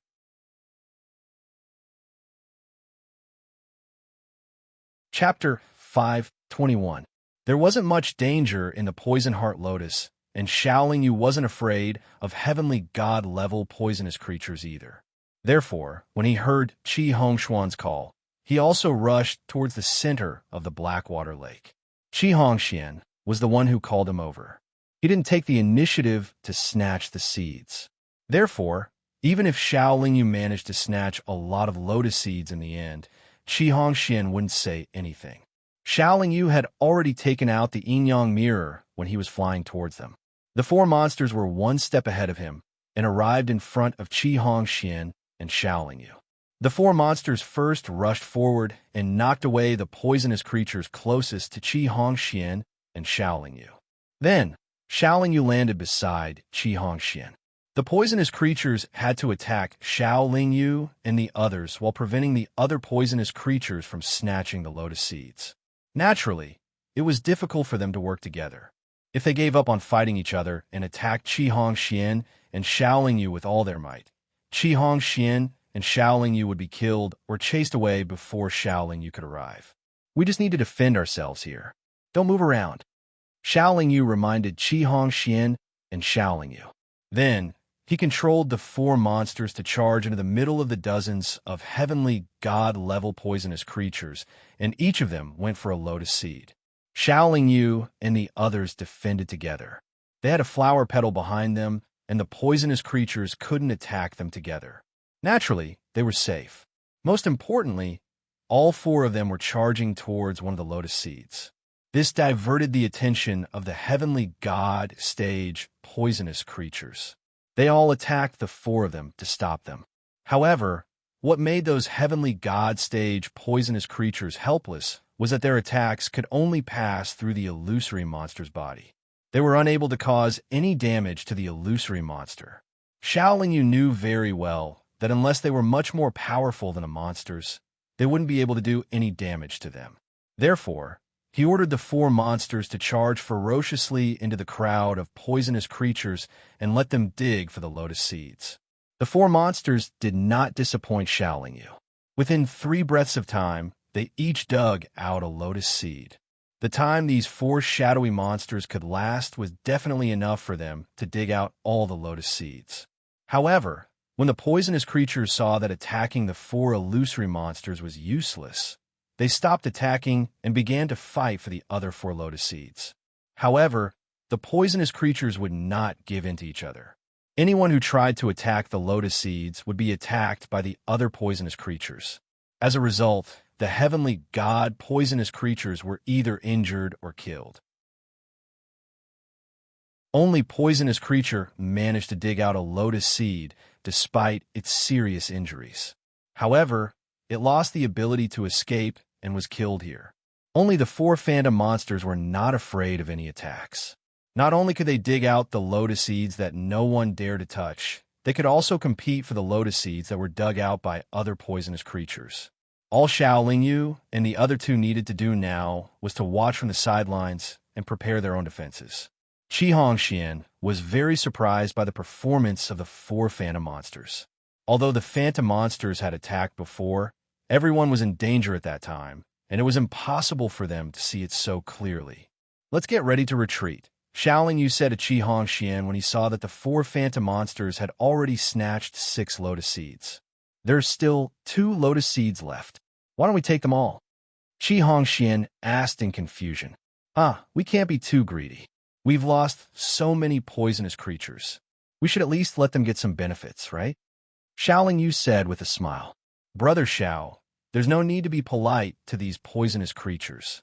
When they attacked us just now, they didn't have any intention of showing any mercy," Qi Hongxian said while shaking his head. "Then let's try to snatch them," Xiaolingyu said indifferently. At this time, there were only 2 lotus seeds left. The dozens of heavenly god poisonous creatures all focused their attention on these 2 lotus seeds and surrounded them. Although the 4 phantom monsters were not afraid of attacks, It was difficult for them to break through the two encirclement. They could only attack the poisonous creatures forcefully. However, the poisonous creatures were quite tough. For a while, the four phantom monsters were unable to cause too much damage to the poisonous creatures. It was also because of this that Xiaoling Yu felt that it was time to leave. If they left now, it would be much less troublesome, and there wouldn't be any heavenly god poisonous creatures obstructing them. The dozens of heavenly god poisonous creatures continuously attacked the two lotus seeds. Although they were repelled time and time again, and although some poisonous creatures were occasionally killed, in less than 100 breaths, one of the lotus seeds was still snatched by a poisonous creature.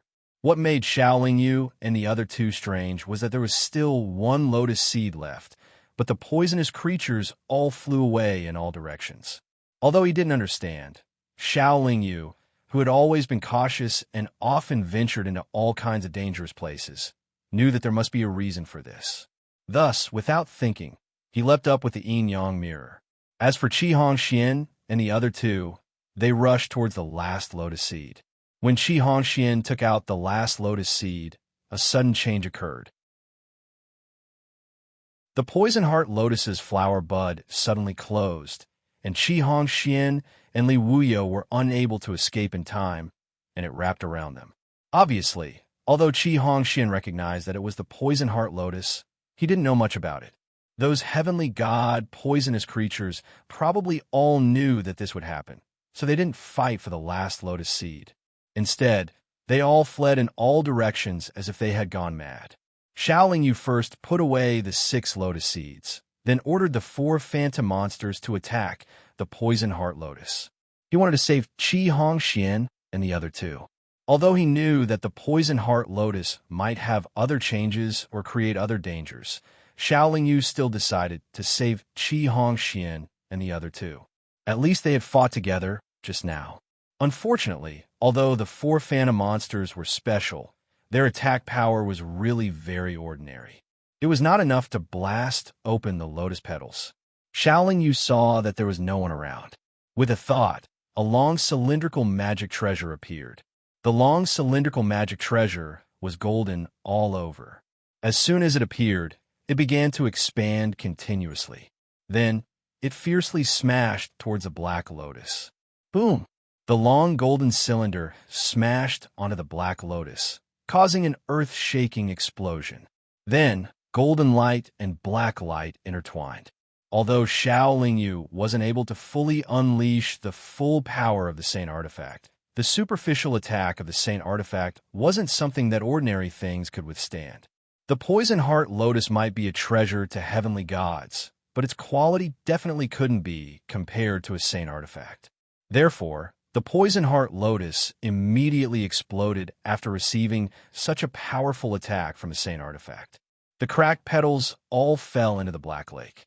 After the poison heart lotus exploded, Xiaoling Yu immediately put away the Saint Artifact. Only then did he discover that Qi Hongxian and the other two weren't in the air.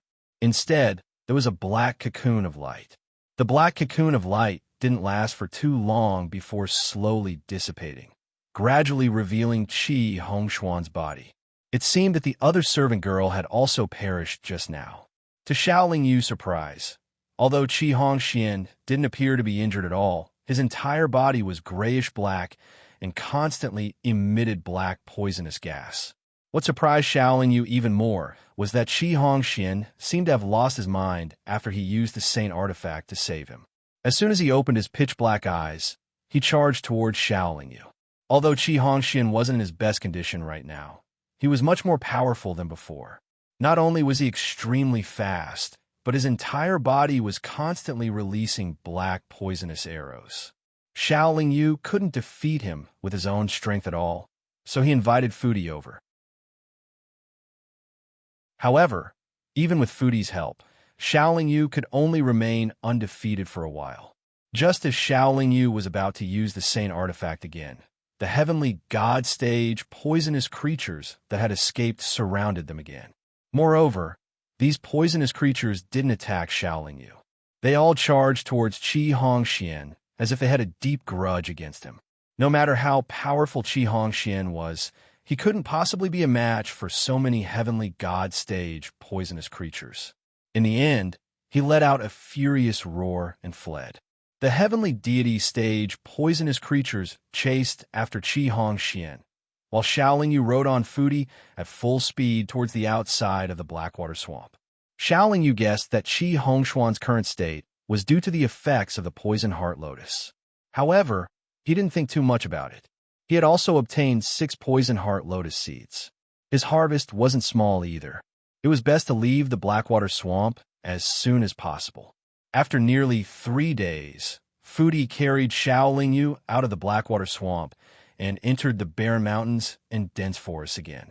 After another 20 years, Xiaoling Yu finally completed the route on the map and arrived at the entrance of Kuan City.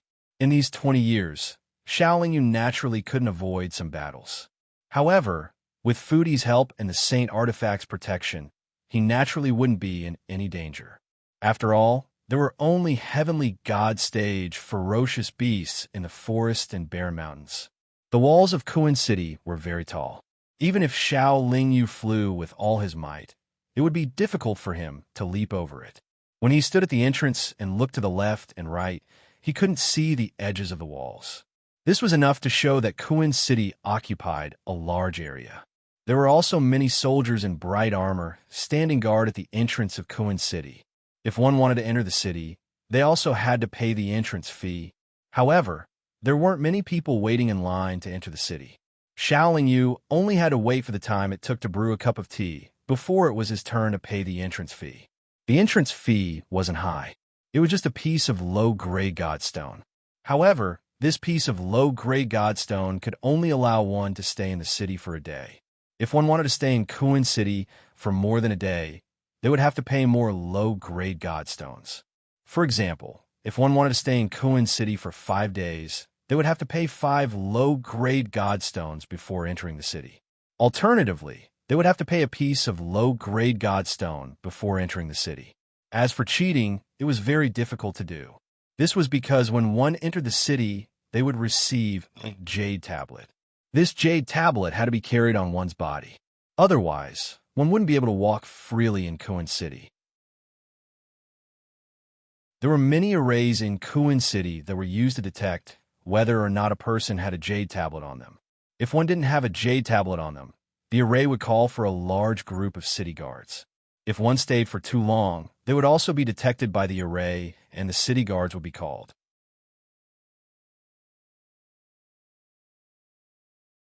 Chapter 522. Xiaoling Yu's main purpose in entering the city was to collect more information about the divine realm. He also wanted to see if he could find the materials he needed to break through to the 6th revolution in the city. After passing the primal chaos divine tribulation, Xiaoling Yu could actually break through to the 6th revolution of the 9-revolution primal chaos formula. However, in the immortal, devil, and monster realms, he was unable to gather all the materials. Every revolution of the 9-revolution primal chaos formula was very difficult and dangerous. Even if he was well prepared, he could not guarantee success. Without sufficient preparation, trying to break through to the 6th revolution was no different than seeking death. However, the materials needed to break through to the 6th revolution were very difficult to find in the immortal, devil, and monster realms. But in the divine realm, it was not too difficult. The village was very remote, and the surrounding mountains and forests were very barren. However, the city definitely had a lot of good quality materials. However, what Xiaoling Yu did not expect was that not long after he entered the city, he was stopped by Qi Hongxian. That's right, the person who came was Qi Hongxian. At least from his appearance, it was him. At this time, Qi Hongxuan's skin color had returned to normal. Moreover, he still had the appearance of an elegant young master. It was very clear that after encountering the change, Qi Hongxian came to Kuan City earlier than Xiaoling Yu. Moreover, he must have told the spies of his family to immediately inform him if they found Xiaoling Yu. Therefore, he was able to quickly find Xiaoling Yu on the street. Qi Hongxian did not come alone. Behind him were 2 attendants. Moreover, there were also women holding swords. "Brother Xiao, do you have time to drink with me?" Qi Hongxian said to Xiaoling Yu with a smile. It was as if he was meeting an old friend. This was Kuan City. The Qi family's power here was enormous. Xiao Yu wanted to stay in the city for a few more days. Naturally, he could not give face to the Qi family's third young master. Therefore, he nodded. Qi Hongxian did not say anything on the way. He immediately brought Xiao Yu to the central bank of the city. After walking for half an hour, Qi Hongxian stopped in front of a 3-story restaurant. He politely said to Xiao Yu, "Brother Xiao, please." Xiao Yu raised his head and looked at the signboard of the restaurant. He saw the words Qi Hongxian Restaurant written on it. He knew that this restaurant was not only opened by the Qi family, it should be under Qi Hongshuan's name. Without hesitation, Xiao Yu calmly walked into the restaurant, and then went to the 3rd floor under Qi Hongxian. The 3rd floor shouldn't be a place for business because there was only one room and one table.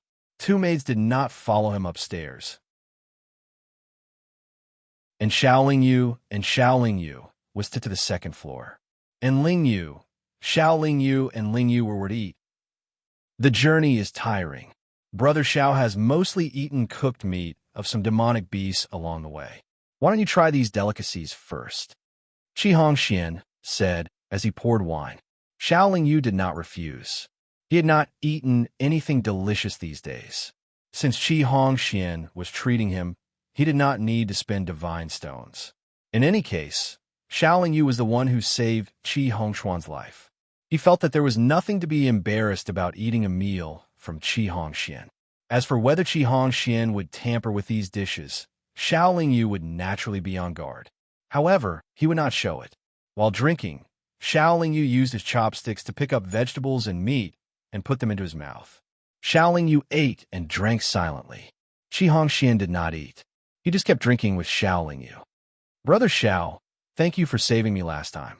After a long silence, Qi Hongxian finally spoke. Moreover, he had a very sincere look on his face.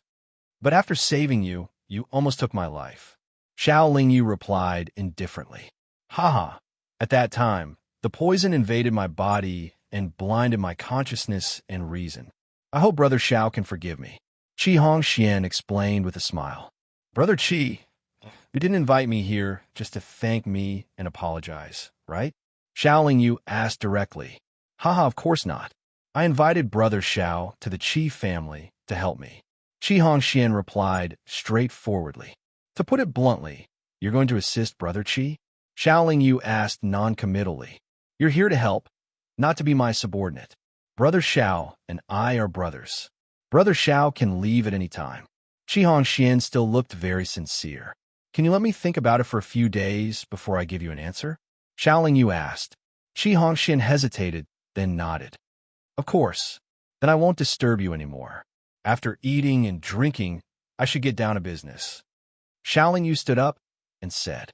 Qi Hongxian stood up as well, but he took out a storage pouch and stuffed it into Xiao Yu's hand. He said, Brother Xiao, please accept these divine stones as a token of my appreciation. Of course, Brother Zhao's life-saving grace is naturally not something that can be repaid with mere divine stones. If Brother Xiao cooperates with me in the future, Hongxian will reward you generously. Xiao Yu happened to lack god stones, so he did not refuse. After putting away the storage bag, he left the restaurant alone. There were 50,000 medium god stones in the storage bag. For a cultivator who had not reached the heavenly god stage, this was a huge fortune. Even for a heavenly god stage cultivator, it was very impressive. Qi Hongxian was indeed the young master of the Qi family. He was very generous. However, as Qi Hongxian said, compared to the life-saving grace, this amount of godstones was really insignificant. Xiao Yu was not someone who had never seen godstones before. When he was at the one-line sky, where the Tenchi hid his treasures, he had excavated hundreds of millions of low godstones. Therefore, 50,000 medium godstones was not a big deal to him. However, it could solve the urgent problem at hand. There were countless streets in Kuan City. Xiao Yu, who had eaten his fill, walked around for 2 days, but he did not even walk around once. However, he managed to collect more than half of the materials he needed, and he spent close to 30,000 mid-grade divine stones. The prices of the materials sold in the shops in the city were all very high. A middle-grade material would require at least a few hundred middle-grade divine stone S to buy, and the slightly rarer ones would require thousands of middle-grade divine stone S. Although there were many cultivation resources in the city, they were not something that ordinary cultivators could afford. From the price of these materials, one could imagine that the situation of the cultivators at the bottom of the divine realm was also very difficult. They still had to worry about filling their stomachs. Where could they go to get a large amount of god stones to buy cultivation resources? They could only rely on absorbing the thin divine spiritual energy in the space. They could only rely on accumulating it day after day to make progress.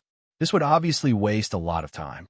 Right now, there were only two more important materials that had yet to be collected, and one of them was actually found by Xiaoling Yu in a shop. However, after asking for the price, Xiaoling Yu was depressed. That material actually required 150,000 middle-grade divine stone S to buy, and as for the other, even more important material, Xiaoling Yu had yet to find it in any shop. Xiaoling Yu was not an impatient person. He continued to patiently search the city. When he entered the city, he had paid a month's worth of fees in one go. It took him a full 5 days to walk around the entire Kuan city. However, he did not gain much. He only bought some jade slips that introduced the divine realm. After that, Xiaoling Yu found a small tavern. He ate and drank while studying the jade slips. The divine realm was very big. As for how big it was, none of the jade slips gave an accurate answer. However, all the jade slips said that the divine realm should only have one continent. In the divine realm, there were several ancient and powerful clans. One of them was called the family Jiang. It was unknown if the family Jiang that Jiang Lanyue was this family Jiang. Compared to these ancient clans, the 4 great clans of Kuan City were not even worth mentioning. It was said that every ancient and powerful clan in the divine realm had at least one God Emperor expert. God Emperor experts were already the top experts in the divine realm. As for the Shang God, who was stronger than a God Emperor, although there were definitely some in the divine realm, these absolute existences were only in legends. It was rare for them to appear even once in 100 million years. Just like how there were countless small villages like Lin Valley Village in the divine realm, there were also many cities like Kuan City in the divine realm. However, Kuan City could only be considered as the smallest city in the divine realm. In other places, there were middle-grade cities and high-grade cities that were even bigger than Kuan City. There were even major cities of the divine realm that were built by a few large families that occupied a vast area. There were no obvious divisions in the divine realm.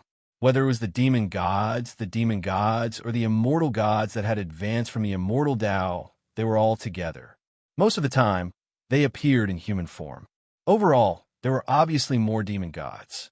Moreover, the demon gods were stronger than the immortal gods or demon gods of the same realm. This was because their physical bodies were stronger. They could adapt and resist the spatial pressure of the divine realm.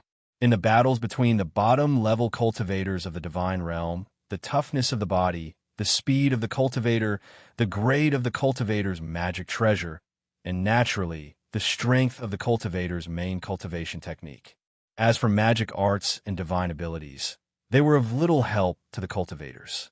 This was because ordinary magic arts and divine abilities could not display much power under the immense spatial pressure of the divine realm.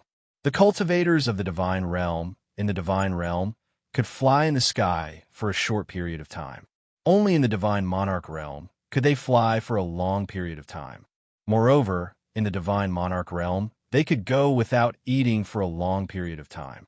According to the Jade Slip, the reason why the celestial realm placed so many restrictions on the low-level cultivators was most likely to curb the growth rate of the cultivators in the celestial realm. It was also to curb the speed at which the cultivators in the celestial realm could improve their cultivation base, reducing the number of experts in the celestial realm. As for whether this was true or not, the Jade Slip was unable to give a definite answer. After reading the Jade Slip, Xiaoling Yu began to think. He was no longer the invincible existence that dominated the immortal, devil, and demon realms. In the divine realm, he was only one of the countless bottom-level cultivators. What he needed the most right now was godstones. He would use godstones to buy materials for his breakthrough to the sixth revolution. Moreover, in the future, he would also need a large amount of godstones to increase his strength. He was not willing to be like the majority of the bottom-level cultivators of the divine realm, accumulating godstones over time to increase his strength.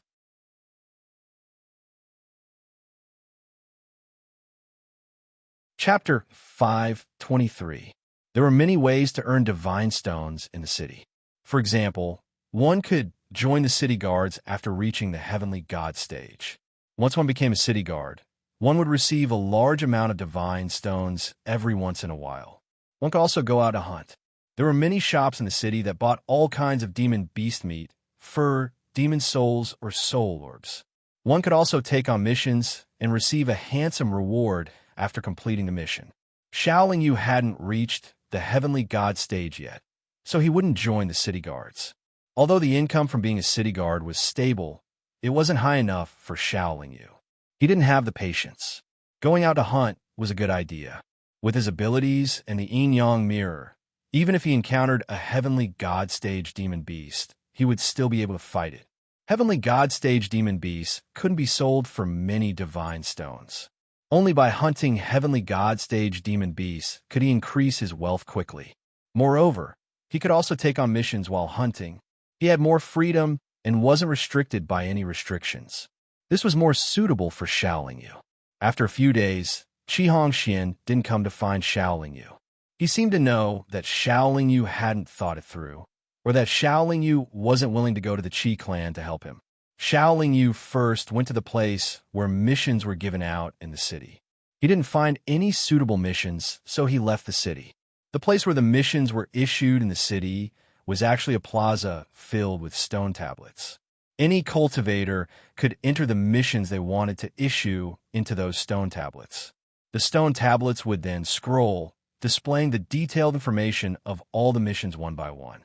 Going out to hunt usually took a long time. After all, demon beasts were rarely seen in the vicinity of Kuan City. If one wanted to hunt, they would have to travel a long distance. Behind Kuan City, which was the opposite direction of Kuan City's main gate, one could reach the edge of a forest after traveling 100,000 miles. It was said that this forest was a primeval forest that had existed for countless years. It was extremely vast, and very few cultivators dared to enter it.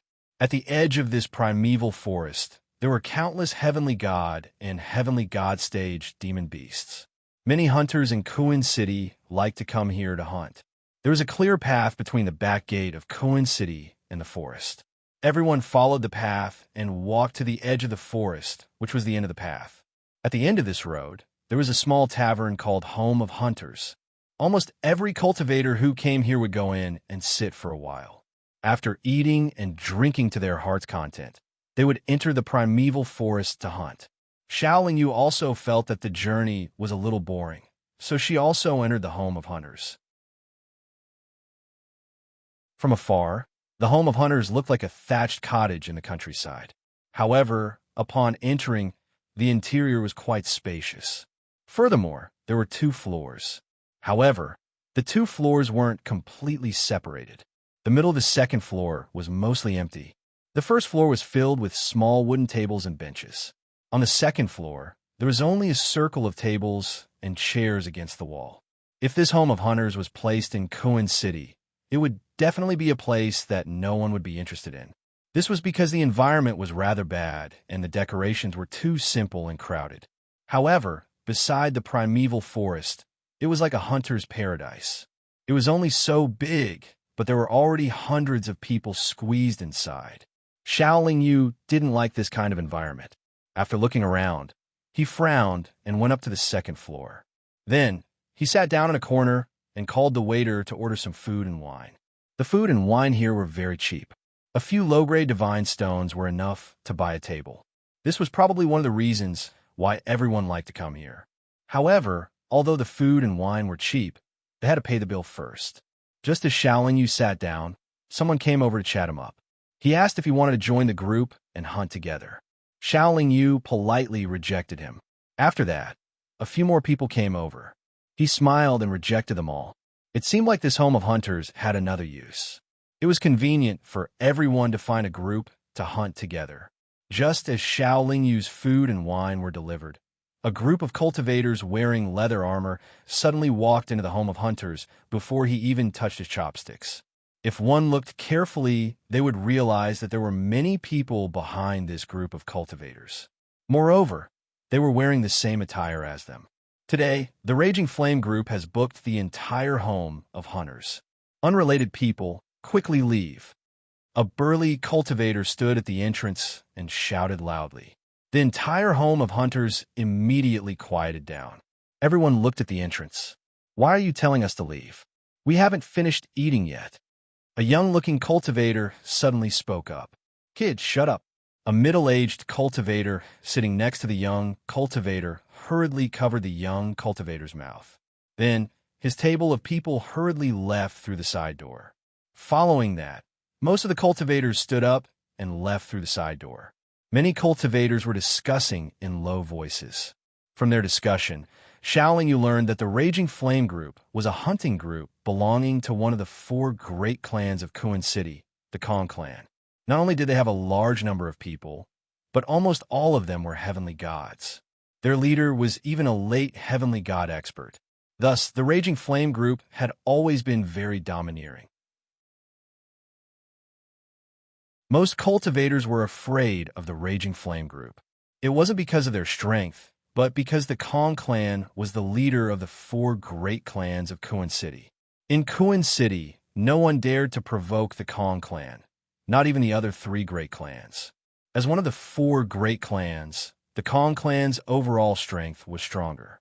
Moreover, the Kong clan's disciples were brave and decisive. It was because of this advantage that the Kong clan could become the leader of the 4 great clans of Kuan City. After receiving this information, Xiaoling Yu, who didn't want to cause trouble, put away the food on the table like the other cultivators. Then he walked to the first floor. Most of the cultivators in the home of hunters left for the side door. Only 2 cultivators at a table in the corner of the first floor didn't stand up. They were still drinking. Xiaoling Yu was the furthest away from the side door.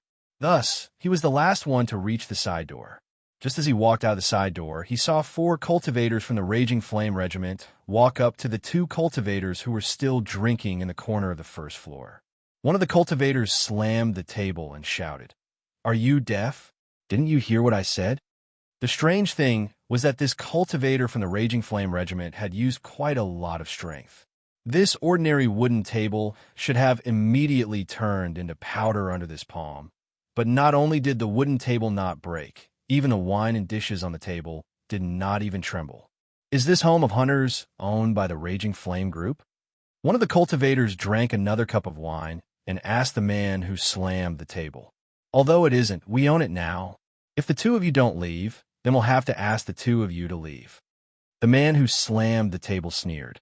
At this moment, the cultivators from the Raging Flame group who were outside all entered the home of hunters. There were actually 100 of them. They all wore leather armor with a blazing emblem on their chests. Moreover, each of them had a valiant aura and dense killing intent. Just the aura and presence they exuded was enough to make many cultivators in the heavenly god stage feel suffocated. The 2 men did not pay attention to the strong man's warning. Instead, they clinked their wine glasses again without fear and then leisurely drank. "You're courting death," the man shouted. He grabbed the edge of the table with both hands and suddenly exerted force, wanting to overturn the table. However, although the man seemed powerful, he couldn't make the table shake at all. The other 3 cultivators from the Raging Flame group went up to help. However, even with the 4 of them, they couldn't make the table shake. It was obvious that the 2 of them were exerting force to control the table. However, the 2 of them looked very relaxed. "Brothers, let's attack together," the man shouted.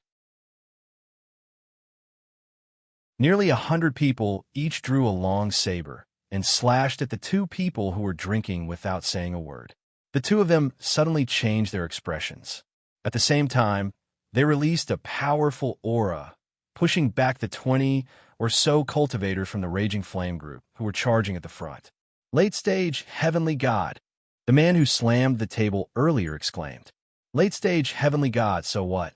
A red-haired cultivator brandished a golden saber enveloped in blazing flames and slashed at one of the cultivators with great ferocity. He's the leader of the Raging Flame group. Kong Lai, a late-stage heavenly god expert. A cultivator standing next to Shaolin Yu said. One of the two cultivators stood up and drew a long sword. He first dodged Kong Lai's saber, then stabbed his sword at Kong Lai's wrist. Kong Lai quickly raised his arm and slapped the cultivator's head with his golden saber. The other cultivators from the Raging Flame group brandished their weapons and attacked the other cultivator. In just a few moments, the home of hunters that didn't have any protective measures collapsed. Shaolin Yu and the other spectators all retreated. Kong Lai and one of the cultivators fought into the forest. Although the other cultivator was facing nearly 100 heavenly gods from the Raging Flame group alone, he wasn't at a disadvantage at all. He used his extremely fast movement technique to move among the Raging Flame group's troops. Every time he attacked, he would mercilessly take the life of a cultivator from the Raging Flame group. Apart from Kong Lai, the cultivators from the Raging Flame group were all early-stage and mid-stage heavenly gods. Although the gap between them and late-stage heavenly gods wasn't large, it was actually very difficult to make up for it with numbers. However, the Raging Flame group was also experienced in battle. After losing a dozen or so people, they tacitly retreated with the cultivator at the center and formed an encirclement. When the cultivator rushed to one side of the encirclement, a hole immediately opened in the encirclement. The circular formation immediately turned into a half-moon.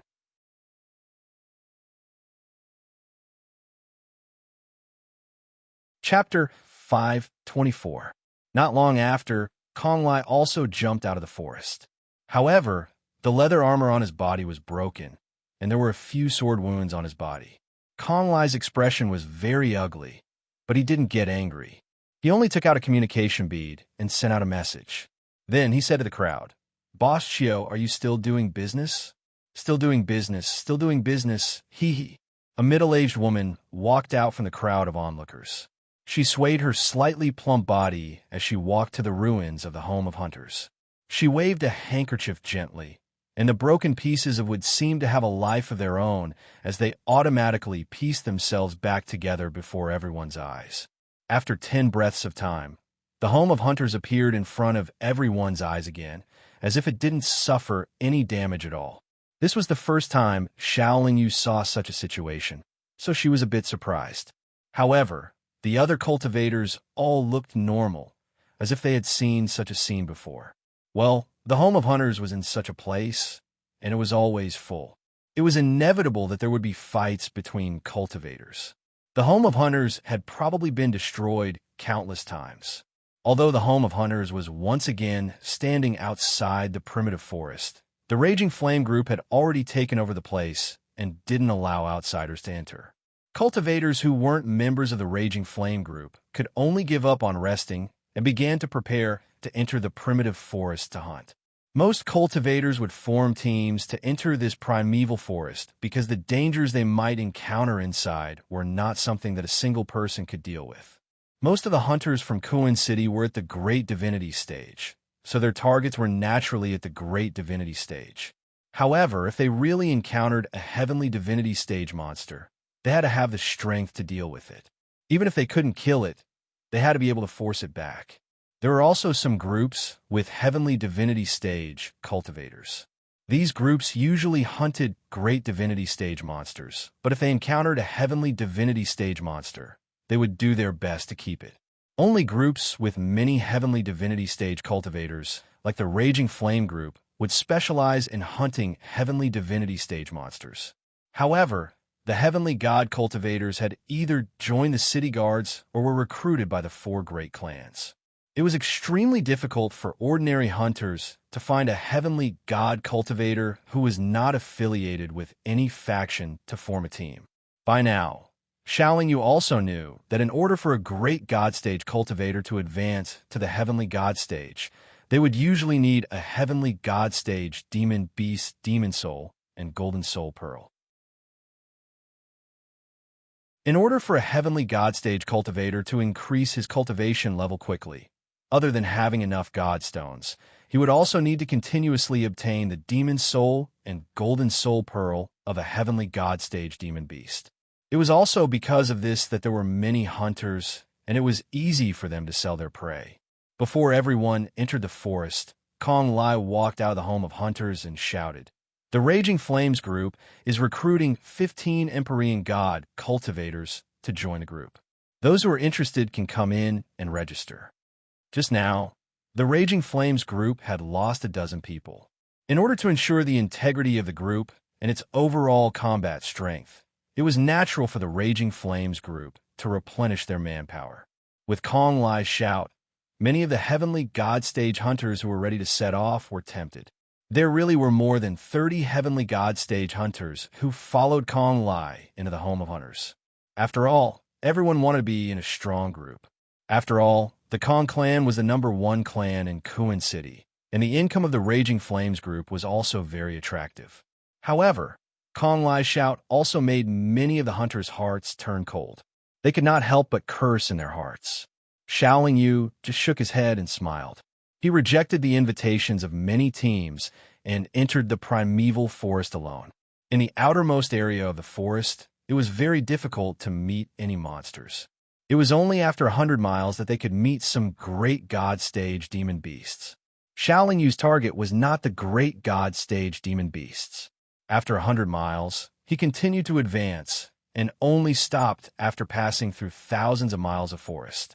If he went further, he would often meet heavenly god stage demon beasts. This was Xiaoling Yu's hunting range. Xiaoling Yu's own strength was actually not enough to defeat heavenly god stage demon beasts. However, because of his high-quality body, ordinary heavenly god stage demon beasts would not be able to hurt him. In addition, he had a sacred weapon. Therefore, he dared to hunt heavenly god stage demon beasts. Moreover, he did not want others to see him hunting because he could not expose the existence of the sacred weapon. First, he ate and drank to adjust his condition to the peak. Then, he continued to advance. There were indeed many heavenly god stage demon beasts here. Xiaoling Yu advanced for less than an hour before he met a heavenly god stage black tiger demon. However, just as he was about to attack, there were 3 more black tiger demons around the black tiger demon. After thinking for a while, he decisively gave up and quietly moved elsewhere. He could kill 1 heavenly god stage demon beast, but it would be difficult for him to face multiple heavenly god stage demon beasts at the same time. Even if he attacked, he might not succeed and might even put himself in danger. Most of the heavenly god stage demon beasts here did not appear alone. Fortunately, Xiaoling Yu was patient. He kept his aura hidden and slowly searched around. After 10 days, Xiaoling Yu finally found a suitable target. It was a rhino-shaped demon beast. Judging from its aura, it was in the early heavenly god stage. When Xiaoling Yu was less than 300 feet away from the rhino-shaped demon beast, it had already noticed Xiaoling Yu's presence. Moreover, it could feel that Xiaoling Yu's strength was not strong, so it did not hesitate to rush over. Xiaoling Yu did not move and quietly waited for the demon beast to come closer. When it was only 300 feet away from him, he took out the yin-yang mirror that he had prepared beforehand. At this time, the rhino-shaped demon beast was only 10 feet away from him. However, 4 illusory monsters suddenly appeared and surrounded the rhino-shaped demon beast. The rhinoceros had thick skin and flesh, so it was difficult for the attacks of the 4 monsters to hurt it. However, they could restrain it, making it unable to attack Xiaoling Yu and also greatly limit its speed. In this way, Xiaoling Yu could use the Silver Moon Broken Blade to cut its skin and flesh, causing it more damage. Even if Xiaoling Yu was close to the rhino-shaped demon beast, he would occasionally be hit by it. However, Xiaoling Yu's physical defense was close to that of a high-grade divine artifact. It was not easy to break through.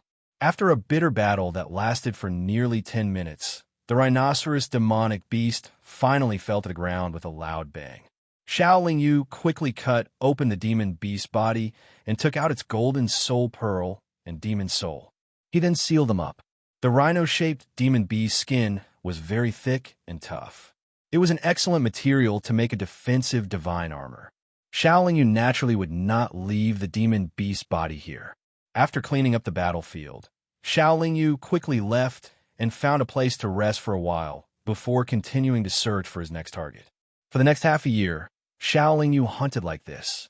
He basically did not encounter any danger. Even if he was accidentally surrounded by a group of heavenly god-stage demon beasts, he could use the 4 illusory monsters and his high defense to persevere and escape. In this half a year, he had also hunted more than 20 heavenly god-stage demon beasts. If he sold all of his gains, he would have enough god stones to buy that material. In order to prevent that material from being bought by someone else, Xiao Yu did not hesitate to leave the forest. However, after walking for less than half a day, he suddenly heard the sound of fighting not far away. Curious, he quietly went over to take a look. Stopping behind a large tree, Xiao Yu looked in the direction of the sound of fighting. He saw 10 heavenly god stage cultivators wearing leather armor surrounding a heavenly god stage black tiger. Those cultivators' leather armor had the insignia of the Inferno group. They were obviously from the Inferno group. Xiao Yu did not want to cross paths with a powerful group like the Inferno group, so he immediately turned around and left. However, he did not expect to hear a scream just as he turned around. He thought that someone had been injured by the black tiger. He could not help but be curious. 10 heavenly god stage cultivators against a black tiger. There should not be any casualties. Before he could turn around to take a look, 2 more screams were heard. Xiao Yu felt that something was wrong, so he turned around to take a look. Coincidentally, he saw a cultivator with a long sword cutting off the head of an Inferno group cultivator. Xiao Yu recognized the cultivator with the sword. It was one of the 2 cultivators who had a conflict with the Inferno group at the Home of Hunters. However, he did not expect that person to come to the forest to take revenge on the Inferno group. Xiao Yu did not want to be involved in this conflict, so he decisively snuck away.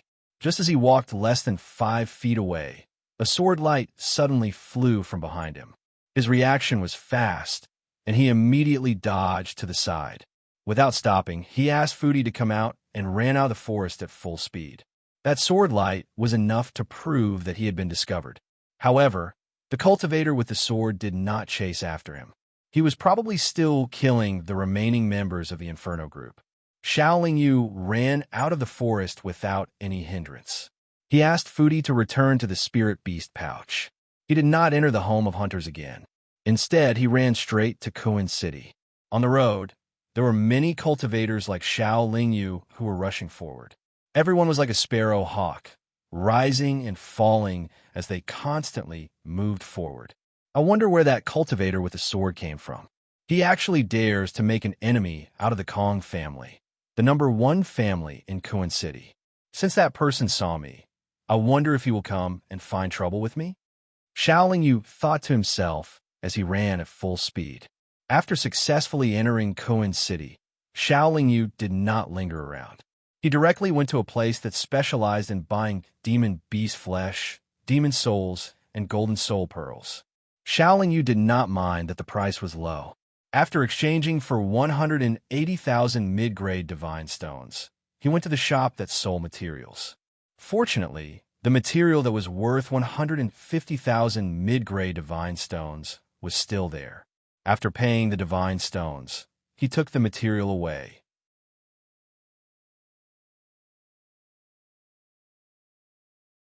Chapter 5:25. Searching for the final main ingredient was naturally as difficult as searching for a needle in a haystack by Xiao Yu alone. After pondering for a moment, he headed towards the plaza where the missions were issued. After inscribing the quest on a stone tablet, Xiao Yu walked out of the square and met Qi Hongxian. Qi Hongxian still had 2 maids behind him. "Brother Xiao, what do you think of my suggestion last time?" Qi Hongxian asked with a smile. Xiao Yu knew what Qi Hongxian meant. He smiled and shook his head, saying, "To be honest, I still have a business that I haven't finished. Only after I finish that business can I consider Brother Chi's suggestion? Perhaps by the time I finish that business, I will have already turned into ashes. How can I help Brother Chi? Haha, if Brother Xiao can join our Chi family, I believe your business will be easier. Chi Hongxian smiled. I can only rely on myself for this matter. Others can't help me. Thank you for your kind intentions, Brother Chi. Xiaoling Yu smiled bitterly. In that case, I won't disturb Brother Zhao's business. If Brother Xiao needs my help, you can find me at the Chi family. After Chi Hongxian finished speaking, he led the two maids into the public square. Xiaoling Yu didn't leave Kuan City directly. Instead, he wandered around the city and bought some special materials. These materials were not for leveling up, but for transforming the body. However, these materials could not improve the quality of Xiaoling Yu's body. They could only be used to concoct medicinal decoctions to heal his injuries when he was seriously injured. After wandering around Kuan City for a few days, Xiaoling Yu heard a piece of news in a tavern. The Kong family, the #1 family in Kuan City, was looking for 2 sword-wielding cultivators. At this time, the images of the 2 sword-wielding cultivators appeared in the streets of Kuan City from time to time. Even the taverns and tea houses had them. The notice didn't say what the 2 cultivators had done. It only said that the Kong family would reward anyone who could provide useful information. Xiaoling Yu saw the images of the 2 sword-wielding cultivators in the tavern. They were exactly the same as the 2 sword-wielding cultivators he saw in the hunter's room. He also knew why the Kong family wanted them. There was another piece of news that came along with the 2 sword-wielding cultivators. It was that the Kong clan wanted to recruit 40 heavenly deity hunters. From this, it was easy to deduce that the 2 sword-wielding cultivators had killed 40 members of the Raging Flame Regiment in the primordial forest. No wonder the Kong clan would make such a big fuss. The 2 sword-wielding cultivators knew that the Kong family was powerful in Kuan City. They most likely wouldn't come to Kuan City to die. This matter had nothing to do with Xiaoling Yu, so he wasn't very concerned about it. He stayed in the city for a while, and since no one had completed his mission, he left the city again. As long as the last main material was found, Xiaoling Yu could immediately try to break through to the 6th revolution. However, in the process of breaking through to the 6th revolution, not only did he need the materials, he also needed a lot of energy to support it. Moreover, after breaking through to the 6th revolution, he also needed a lot of energy to stabilize his state of cultivation. Therefore, he had to make himself rich. Moreover, he had set a generous reward when he issued the mission. The number of godstones he had on him right now wasn't enough to pay for it. Soon, Xiaoling Yu arrived outside the Home of Hunters. He saw the Kong family's wanted notice at the entrance of the Home of Hunters. Xiaoling Yu bought some delicious meat and wine from the Home of Hunters. He entered the forest again. Just like before, he passed through several thousand kilometers and entered a place where large amounts of heavenly deity monsters roamed. Xiaoling Yu had been here once before and had reaped quite a bountiful harvest. He already had experience and his own set of hunting routines. Therefore, after coming here, he hunted step by step, very carefully and decisively. This time, he didn't plan to return too early because he needed a lot of godstones. 5 years passed in the blink of an eye. Xiaoling Yu had hunted almost 300 heavenly deity monsters, but he still didn't return. Inside a temporary cave, Xiaoling Yu extinguished the fire and walked out of the cave.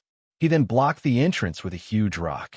After identifying the direction slightly, he took in a deep breath and concealed his presence before heading into the depths of the forest. Xiaoling Yu didn't want to take any risks. He only wanted to hunt heavenly god-level demonic beasts steadily to accumulate wealth for himself. Another 20 days passed. Xiaoling Yu wanted to return to the relatively safe cave he had carefully chosen to rest in, but he heard the sounds of battle again. This time, he didn't run over to look. Instead, he decisively turned his back towards the direction of the sounds of battle. However, he didn't expect that not long after, the sounds of battle actually chased after him. Out of curiosity, he walked a few hundred feet to the left. Then, he stopped and hid in the crown of a large tree with dense branches and leaves. After 100 breaths of time, a group of cultivators in leather armor passed by the path he had just taken. Behind these cultivators, there were 3 black tiger demons that were covered in wounds. The group of cultivators must have been prepared to hunt down the 3 black tiger monsters. They probably couldn't take them down, so they chose to retreat quickly. There were 10 cultivators in the group, and all of them were heavenly deities. From their attire, it could be seen that they were all experts from the Kong family's Raging Flames group. Hunting 3 heavenly god stage black tiger demons with the strength of 10 people was already a little risky. Moreover, there seemed to be a late heavenly god stage existence among the 3 black tiger demons, which was why the small team of 10 people had no choice but to give up on this hunting plan. However, even if they wanted to give up, these black tiger monsters that had been provoked and injured would not let them go so easily. The black tiger monsters were already very fast. When the late heavenly deity black tiger monster advanced, it was like a black arrow. The 10 cultivators of the Raging Flames group could only retreat as they fought. They couldn't break free at all. Even though they couldn't break free, the 10 of them cooperated very well. They were also good at organizing battle formations. The 3 black tiger monsters couldn't kill them in a short period of time. The late heavenly deity black tiger monster didn't have any magic treasures. Its 2 companions were early heavenly deities. On the other hand, the 10 cultivators were all mid-heavenly deities. If the 2 sides really fought to the death, no one would have a big advantage. Even if one side won, it would most likely be a Pyrrhic victory. Seeing this, Xiaoling Yu's thoughts became active. He couldn't help but want to take advantage of the situation. The value of a late heavenly deity demon beast was almost equivalent to 100 ordinary heavenly deity demon beasts. Xiaoling Yu had hunted mostly early heavenly deity demon beasts over the years. If he could take down this late heavenly deity black tiger monster, it would save him a lot of time. Thinking up to here, Xiaoling Yu decided to follow and observe the situation. If the 10 cultivators of the Raging Flames group all died and the 3 black tiger monsters were seriously injured, he might be able to take advantage of them. In the next 3 days, Xiaoling Yu had been silently following behind the 3 black tiger monsters. The 10 cultivators were still unable to break free from the black tiger monster's pursuit. However, what puzzled Xiaoling Yu was that the 10 cultivators of the Raging Flames group could clearly continue to head towards the outskirts of the forest. They could also send messages to ask for reinforcements. However, they didn't do so. Instead, they led the 3 black tiger monsters around in the nearby forest. Although he had some doubts, the development of the situation was as Xiaoling Yu had expected. The 10 cultivators of the Raging Flames group and the 3 black tiger monsters' injuries continued to worsen. Not only did their speed decrease greatly, their overall combat strength was clearly not as good as before. In Xiaoling Yu's opinion, the late heavenly deity black tiger monster's current strength was only slightly stronger than an early heavenly deity demon beast in its peak state.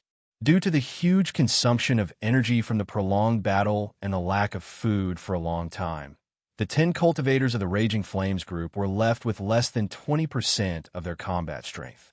Under such circumstances, Xiaoling Yu felt that even if he charged into the battlefield now, neither the 3 black tiger monsters nor the 10 cultivators of the Raging Flames group would be able to do anything to him. If it weren't for the fact that there was something strange about this matter, Xiaoling Yu really would have charged over. However, he didn't take action now and continued to watch calmly from the sidelines.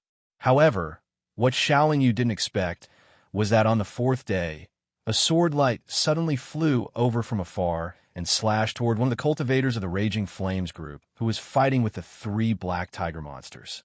Although that person also tried his best to resist, his reaction speed and condition had decreased too much, causing the sword light to accurately strike his shoulder and cut off one of his arms. Then, a figure landed on the battlefield. Streaks of sword light also bloomed in the battlefield with deadly cold light.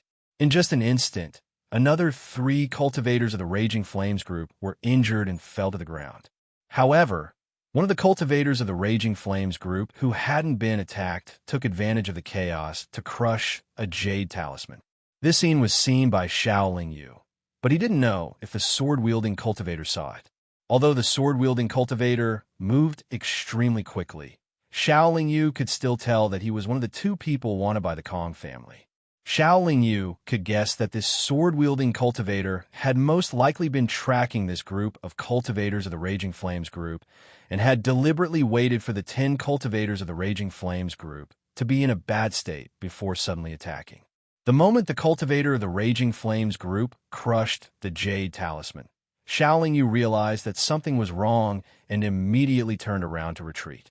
However, it was too late for Xiao Yu to escape now. After running for 10 breaths of time, he already saw a large number of experts of the Raging Flames group surrounding him. This was a conspiracy. Xiao Yu realized this. He knew that the 10 people deliberately dragged the 3 black tiger monsters around nearby, because a large number of experts of the Raging Flames group had set up an ambush here. The 10-man team of the Raging Flames group was clearly bait. This ambush was definitely not targeted at Xiao Yu, but at the 2 sword-wielding cultivators. Xiao Yu had only mistakenly entered the Raging Flames group's trap out of curiosity. When Xiao Yu saw the experts of the Raging Flames group coming towards him, they also saw him, so he couldn't hide.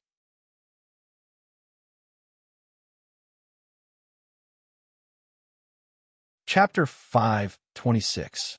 In front of so many people, Xiao Yu naturally could not use the divine weapon. Otherwise, even if he managed to kill his way out, he would expose the existence of the divine weapon and be wanted by the Kong family. Then, he would not be able to enter Kuan City again. It would definitely be difficult for him to kill his way out alone. The other party had already noticed him and would definitely be on guard.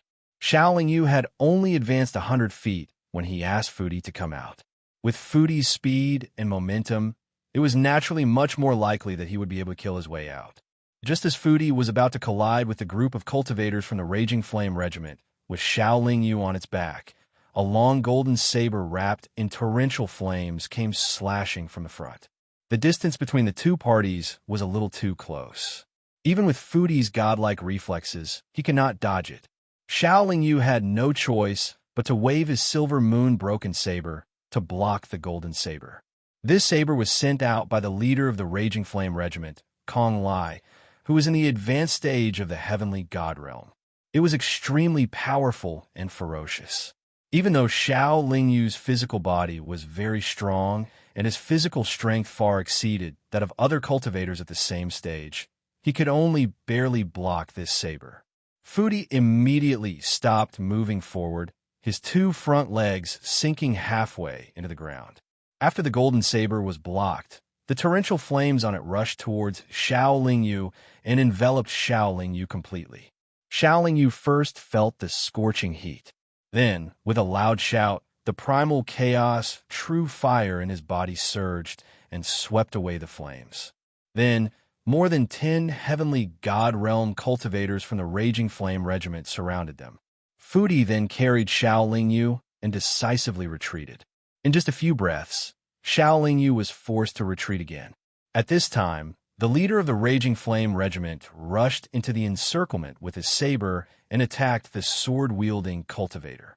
The 100 members of the Raging Flame Regiment were all gathered here. Among them, 80 cooperated with their leader to besiege the sword-wielding cultivator.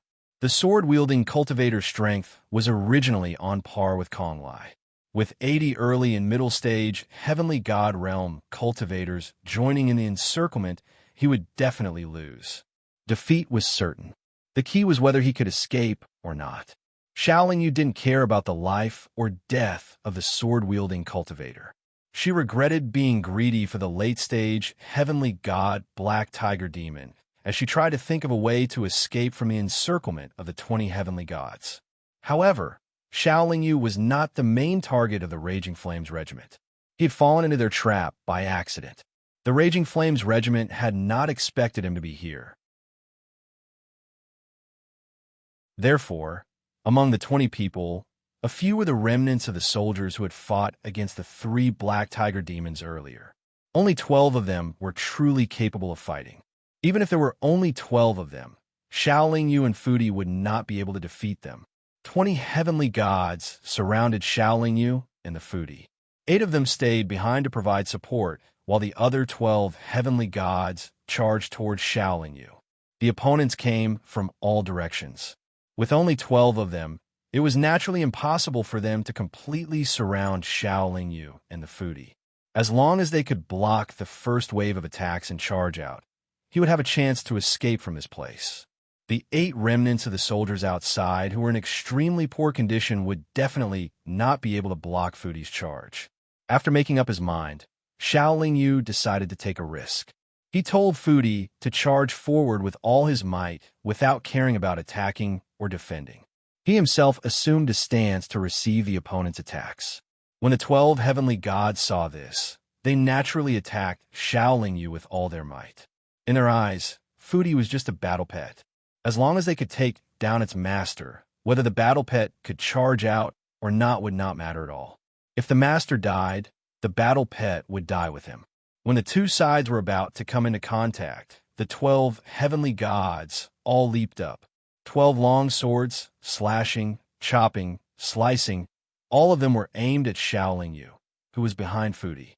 The Fudi was running at full speed and was unable to dodge. The 12 people were all heavenly gods, and their attacks were extremely fast. Xiaoling Yu had no way to dodge any of the attacks. He could only wave the silver moon broken blade and choose the attack that seemed to be the strongest to block it.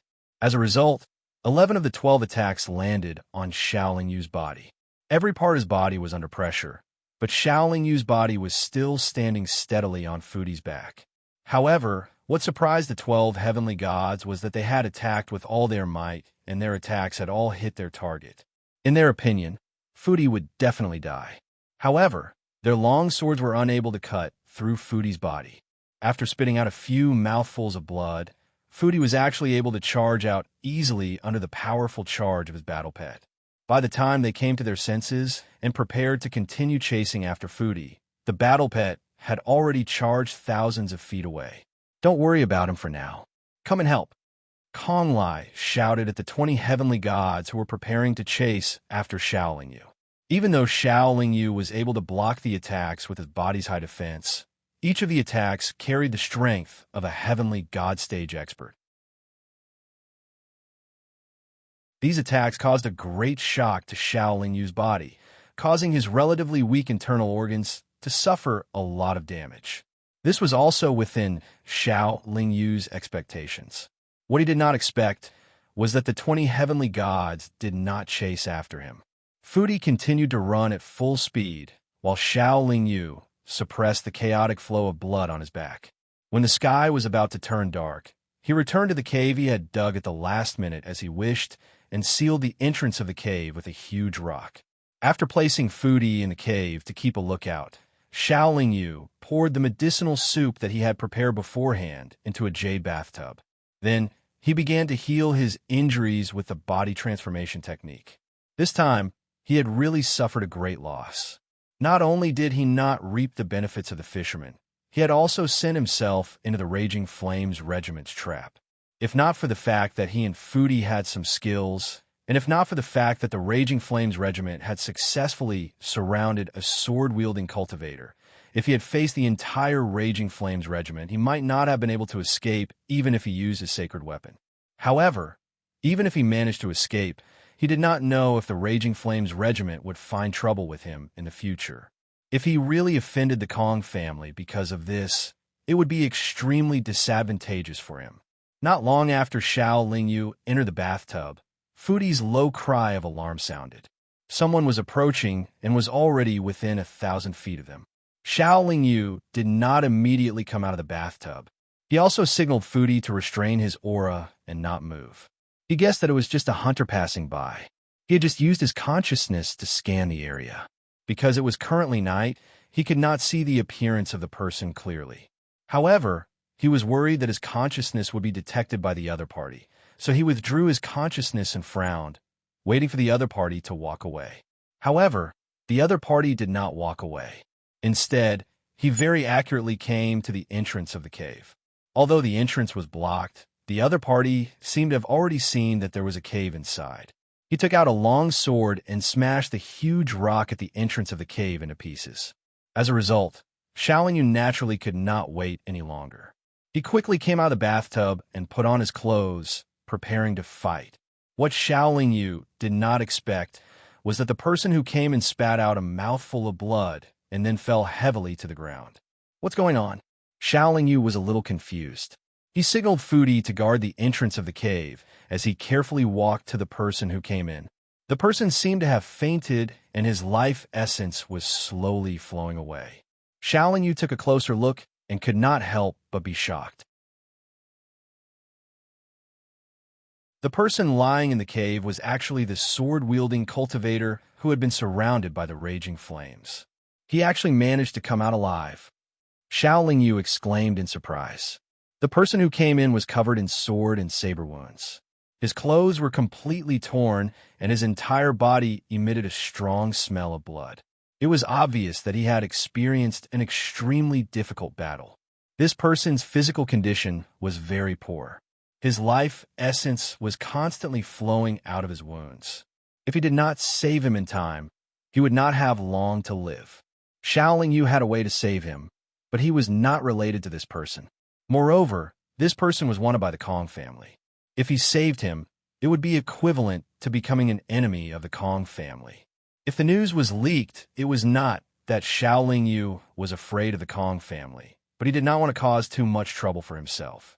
Moreover, if he saved this person, who could guarantee that this person would not bite the hand that fed him?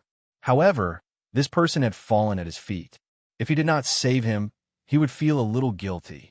In any case, this person dared to face such a powerful existence like the raging flames and was not afraid of the Kong family's immense strength. Just this alone was worthy of admiration. Xiaolingyu weighed the pros and cons and felt that saving this person might not be beneficial to him. However, he still decided to save this person. After thinking for a while, Xiaolingyu placed the unconscious person into the medicinal soup and dripped some juice of fresh fruits into the person's mouth. The medicinal soup was actually concocted with materials that could heal physical injuries. It was also helpful for the person's physical injuries. The juice of fresh fruits could help stabilize the person's life essence. Just as Xiaolingyu dripped a few drops of juice of fresh fruits into the person's mouth, the foodie sent another warning. The raging flames are really fast. They actually found us now. Xiaolingyu cursed inwardly. He then stood on the foodie's back and prepared to break out of the encirclement. However, what he did not expect was that someone really did come. However, it was not an expert from the Kong family's raging flames, but another sword-wielding cultivator. The person was very direct. Without saying anything, he slashed his sword at Xiaolingyu and the foodie at the entrance of the cave. Fortunately, Xiaolingyu was already prepared. He used the silver moon-broken saber to block the opponent's sword. However, the opponent's attack was very fast, and he was in good condition. After his sword was blocked, he flew up and kicked Xiaolingyu in the chest, kicking Xiaolingyu directly into the cave. A late-stage heavenly god powerhouse was not someone that Xiaolingyu could deal with. The foodie was very angry. He swung his tail in front of him, but the opponent was very agile. In the next moment, he had already entered the cave. The person originally held his sword and was about to continue attacking Xiaolingyu. However, when he saw his companion lying in the medicinal soup, he put his sword away. The person frowned and looked at his companion. Then, he cupped his fists and said to Xiaolingyu, "I was rude just now. I mistook my benefactor for an enemy."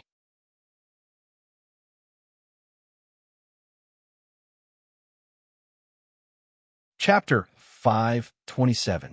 In fact, Xiaolingyu was secretly rejoicing that he had chosen to save Qi Rui. Otherwise, not only would he not be able to gain the other cultivator's favor, but he would also be hated and retaliated against. The other cultivator arrived just in time. If Xiaolingyu had just left, he would have most likely met this person. "I'm Qi Hongqing, and this is my cousin, Qi Hong Rui. Thank you for saving us this time. Both of us can't thank you enough." The sword-wielding cultivator who had just arrived, put away his long sword and cupped his fist toward Shaoling Yu as he spoke sincerely. "You're from Kuan City's Qi clan?" Shaoling Yu asked in surprise. Qi Hongqing first shook his head, then nodded and explained, "We're from the Qi clan, but not from Kuan City. We're from Duhu City. The Qi clan of Kuan City is actually a branch of the Qi clan of Duhu City. Their branch was banished to Kuan City because they made a mistake in the past." Oh, Shaoling Yu suddenly understood and didn't ask any more questions. Shaoling Yu didn't say anything else. Qi Hongqing naturally wouldn't take the initiative to reveal any secrets. Everyone waited quietly in the cave. The Raging Flame group didn't come looking for them, so it was very difficult for them to find this place. There were countless heavenly deity stage beasts in this forest, and the Raging Flame group only had 100 people. It was impossible for them to spread out and search a large area. The reason Qi Hongqing was able to arrive so quickly was definitely because Qi Hongrui had been constantly sending messages to Qi Hongqing on the way, where the two of them could sense each other's location through some special magic treasures or spells. When the sky was bright, Qi Hongrui woke up in the medicinal bath. His injuries were basically stable. "This is?" Qi Hongrui looked at Shaoling Yu and asked in confusion. "This is the benefactor who saved your life. Quickly get up and thank him," Qi Hongqing solemnly said. Qi Hongrui was very obedient and immediately stood up from the bathtub. Before he could thank him, he discovered that he was still naked. He immediately felt very rude and quickly put on a long robe. "Ha, there's no need to be so polite. Even if I didn't save you, Brother Hongqing would have arrived in time. Naturally, he could have saved you." Shaoling Yu waved his hand and smiled. "I haven't asked for our benefactor's name." Qi Hongqing changed the topic. Shaoling Yu. Shaoling Yu truthfully. He wasn't a famous person in the God realm, so he didn't care if others knew his name. Brother Zhao's medicine is truly extraordinary. Hongrui's injuries were so severe, yet he was able to recover in just one night. Truly amazing, Qi Hongqing praised. Shaoling Yu only smiled faintly and didn't reply. This medicinal decoction must be of extraordinary value. Hongrui cannot take advantage of you for free. Benefactor, please name a price. Hongrui will... Qi Hongqing didn't even wait for Qi Hongrui to finish speaking before he cursed and said, "Brother Xiao acted in a righteous manner to save me, so how could he possibly ask for your divine stones as repayment?" Qi Hongrui was stunned. Then he nodded and said, "Yes, yes, yes. I was reckless." Although their cultivations were similar, Qi Hongrui seemed to be very respectful to Qi Hongqing. Perhaps it was because of the difference in age. Qi Hongqing added, "However, putting aside the debt of gratitude for saving our lives for now, we brothers can't take Brother Zhao's medicinal decoctions for free. Here are some divine stones. Although the number is not large, it can reduce Brother Zhao's losses." As he spoke, Qi Hongqing forcefully shoved a storage bag into Shaoling Yu's hands. In the end, they still had to give him divine stones. However, this made it easier for Shaoling Yu to accept these divine stones. It also showed that Qi Hongqing was very good with words. Shaoling Yu didn't care about divine stones. He didn't expect the two of them to give him divine stones. However, since they were given to him, he naturally wouldn't refuse. After all, he'd spent a lot of divine stones to buy those materials. Moreover, he'd spent a lot of effort hunting for those materials. However, when Shaoling Yu glanced at the number of divine level stones in the storage bag, his expression couldn't help but change slightly, because the storage bag was actually filled with divine level stones, and almost all of them were high-grade divine level stones. Qi Hongqing and Qi Hongrui noticed the change in Shaoling Yu's expression. They stared at Shaoling Yu with narrowed eyes. "So many divine stones. It's enough for me to buy a dozen or so portions of materials to make the medicine. I can't take too much."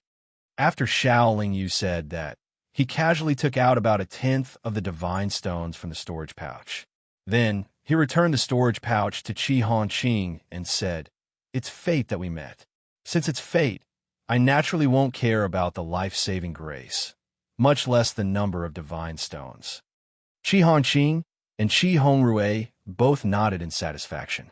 Their faces were filled with admiration and admiration. Now that Brother Hongrue's injuries are stable, I have other things to do, so I'll take my leave for now. After Xiao Lingyu bid farewell, he jumped on a foodie's back and let it gallop towards the forest. Chi Honqing and Chi Hongrui didn't ask him to stay. Instead, they only sent him to the entrance of the cave. This person is quite intelligent. He's very experienced in speaking and doing things. He's probably someone with a lot of experience. Chi Honqing narrowed his eyes and said, I really don't understand. You gave him so many divine stones. Why did he return most of them? Chi Hongrui asked in confusion. There are 3 reasons. First, this person isn't greedy. Second, it didn't cost much to make the medicine. Third, he was worried that we would attack him because he took too many divine stones. Chi Honqing said calmly, I can understand the first 2 reasons. But since we were willing to give him so many divine stones, why would we attack him? If we don't want to give it to him, we can just not give it to him. Why would we give it to him first and then snatch it back?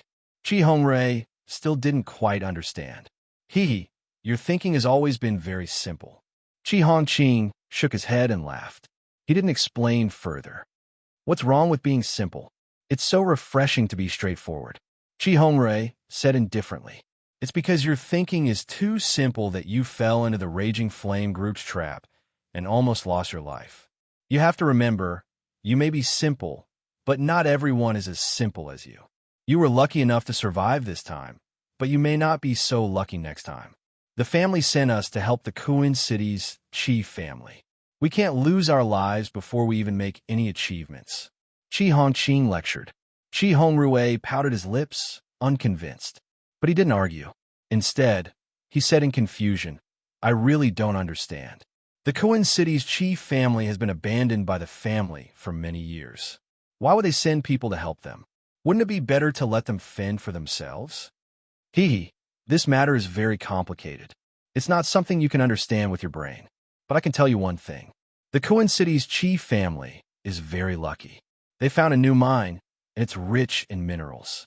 So, they attracted the attention of the family. Of course, even without this new mine, the Kuin City's Qi family will soon return to the family. The 2 of us are just small characters in the family. This time, we just need to complete the mission. Chi Honqing explained with a smile. Since they want to help the Kuin City's Qi family, why didn't the family send some experts over?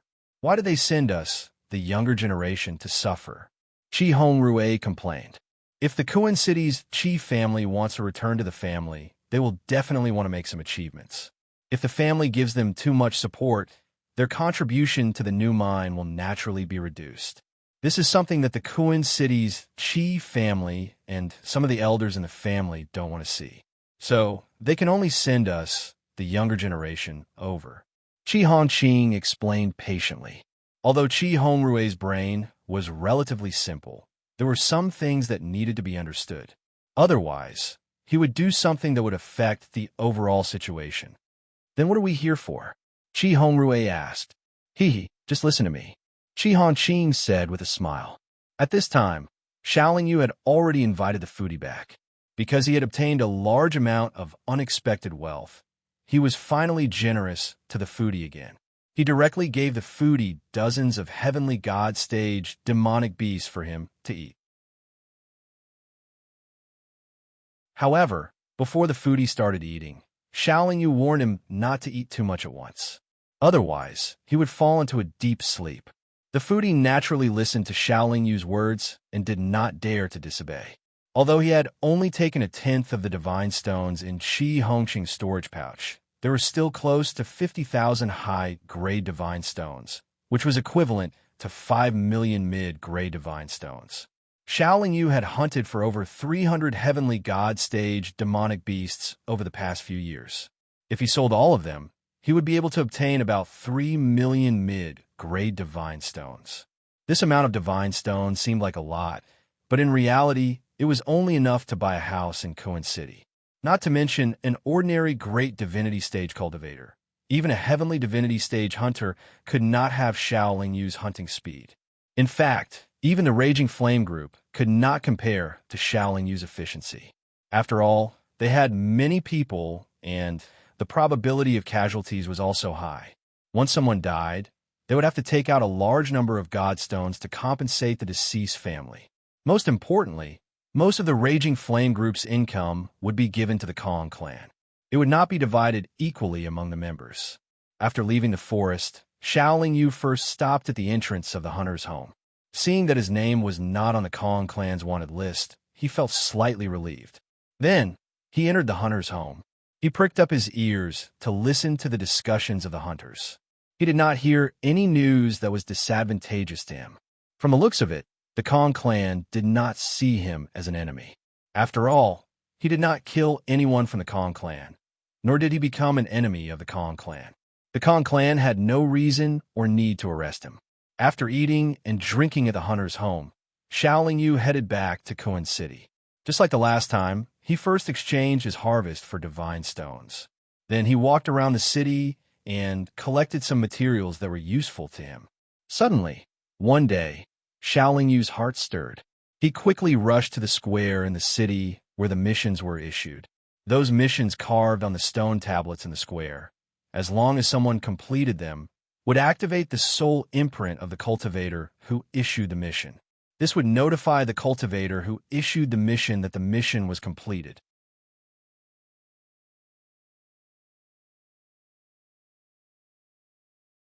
Chapter 528. Was this mission issued by you? The honest cultivator asked Xiaoling Yu. Yes, Xiaoling Yu nodded. I only know a clue, but I didn't get the item, the honest cultivator said in a low, muffled voice. A clue is fine, but you can only take a third of the reward, Xiaoling Yu replied indifferently.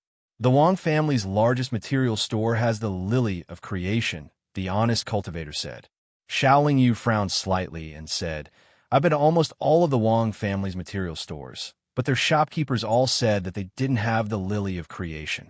The honest cultivator explained, back then, the Wang family had a prodigy, but because that prodigy cultivated too quickly and rashly, his nascent soul showed signs of collapsing. Back then, the Wang family spent a lot of effort to find a Lily of Creation, but before the Lily of Creation could be used as medicine, that prodigy had already passed away. That Lily of Creation shouldn't have been used yet. Of course, this is only a clue. As for whether the Wang family still has the Lily of Creation, I can't be sure. Thousands of years ago, the Wang family did have a prodigy. Because it wasn't that long ago, many cultivators in Kuan City still remembered that prodigy and would often talk about him in casual conversations. Xiaoling Yu had heard of him before, but he hadn't heard about the Lily of Creation. To ordinary cultivators, the Lily of Creation had the effect of nurturing and stabilizing the nascent soul. It was indeed helpful to that prodigy. A third of the reward for the mission was a total of 200,000 mid-grade godstones. However, this amount of godstones wasn't much to Xiaoling Yu, so he gave it to the honest cultivator. The honest cultivator didn't count the godstones in detail. He only thanked Xiaoling Yu and turned to leave. This mission wasn't actually completed yet, so Xiaoling Yu entered the mission information into the stone tablet and left his soul imprint. Regardless of whether the honest cultivator's information was true or false, Xiaoling Yu still had to go to the Wang family's shop to take a look. The Wang family was also one of the 4 major families in Kuan City. The main business of the Wang family was in the material business, and they also collected the hunting profits of hunters. If the Kong family of the 4 major families in Kuan City was the strongest in terms of martial power, then the Wang family was the strongest in terms of wealth. While Xiaoling Yu went to the Wang family's largest material store in Kuan City, the honest cultivator went to Qiji Hongxian restaurant and went straight to the 3rd floor to see Qi Hongxian. How did it go? Qi Hongxian asked the honest-looking cultivator. I've already followed 3rd young master's instructions and passed the information to him. The honest cultivator replied respectfully. Did he believe you? Qi Hongxian asked again. I don't know, but he should have gone to the Wang clan shop right now, the honest cultivator replied. Find a few smart people to keep an eye on him. As long as he is in Kuan City, I want to know his every move. Do you understand? Qi Hongxian said seriously. I understand, the honest cultivator replied. The honest cultivator replied in a deep voice before asking, is there really a creation lily in the Wang family shop? They should have it, but they definitely won't take it out easily. It would be best if he could start a conflict with the Wang clan, Qi Hongxian said with a smile. Xiao Yu didn't start a conflict with the Wang clan. He went to the Wang clan's largest material store again and found an old shopkeeper. However, the shopkeeper told him that not only did this store not have the Lily of Fortune, but the other Wang clan shops also didn't have it. However, the shopkeeper's firm reply made Xiao Yu somewhat suspicious. However, he would not start a conflict with the Wang family because of his suspicions. After all, he was only one person. No matter what, he would not be so arrogant as to provoke the Wang family. However, what made Xiao Yu feel strange was that although the Lily of Fortune was a treasure, it was only useful to cultivators below the monarch god level. Its value wasn't very high. If the Wang clan really had it, why didn't they sell it? Of course, the Lily of Fortune was considered rare. Moreover, to cultivators below the monarch god level, it was a life-saving medicine. He couldn't rule out the possibility that the Wang clan kept the Lily of Fortune for emergencies. If one day, an important person in the Wang clan needed the Lily of Fortune to save his life, they wouldn't have the same tragedy as that genius last time. If the Wang clan didn't admit it, Xiao Yu couldn't do anything. He could only patiently wait for other news. At the same time, he left Kuan City again and continued to hunt in the primordial forest. In the next 10 years, Xiao Yu lived very peacefully. He gradually became rich and didn't encounter any accidents or setbacks. However, in these 10 years, there were always people who touched the soul imprint he left on the mission stone tablet and told him the same thing. The Wang clan definitely had the Lily of Fortune. If one person said that the Wang clan had it, Xiao Yu might not be completely sure. However, if many people said that the Wang clan had it, Xiao Yu wouldn't be suspicious anymore. After all, among the cultivators who said that the Wang clan had the Lily of Fortune, one of them was from the Wang clan. Moreover, he was the old shop assistant who often did business with Xiao Yu. Even if he was sure that the Wang clan had it, Xiao Yu couldn't do anything if the Wang clan didn't want to sell it. Even if he went to the shopkeeper of the Wang clan's largest shop and offered a sky-high price, the shopkeeper still insisted that the Wang clan didn't have the Lily of Fortune. Regarding this, Xiao Yu was angry but helpless. It was definitely impossible to snatch it by force. Although the Wang clan wasn't the strongest in martial arts, the Kong clan, they definitely had many heavenly god experts. If he wanted to steal it, Xiao Yu had to first find out where the Lily of Fortune was hidden.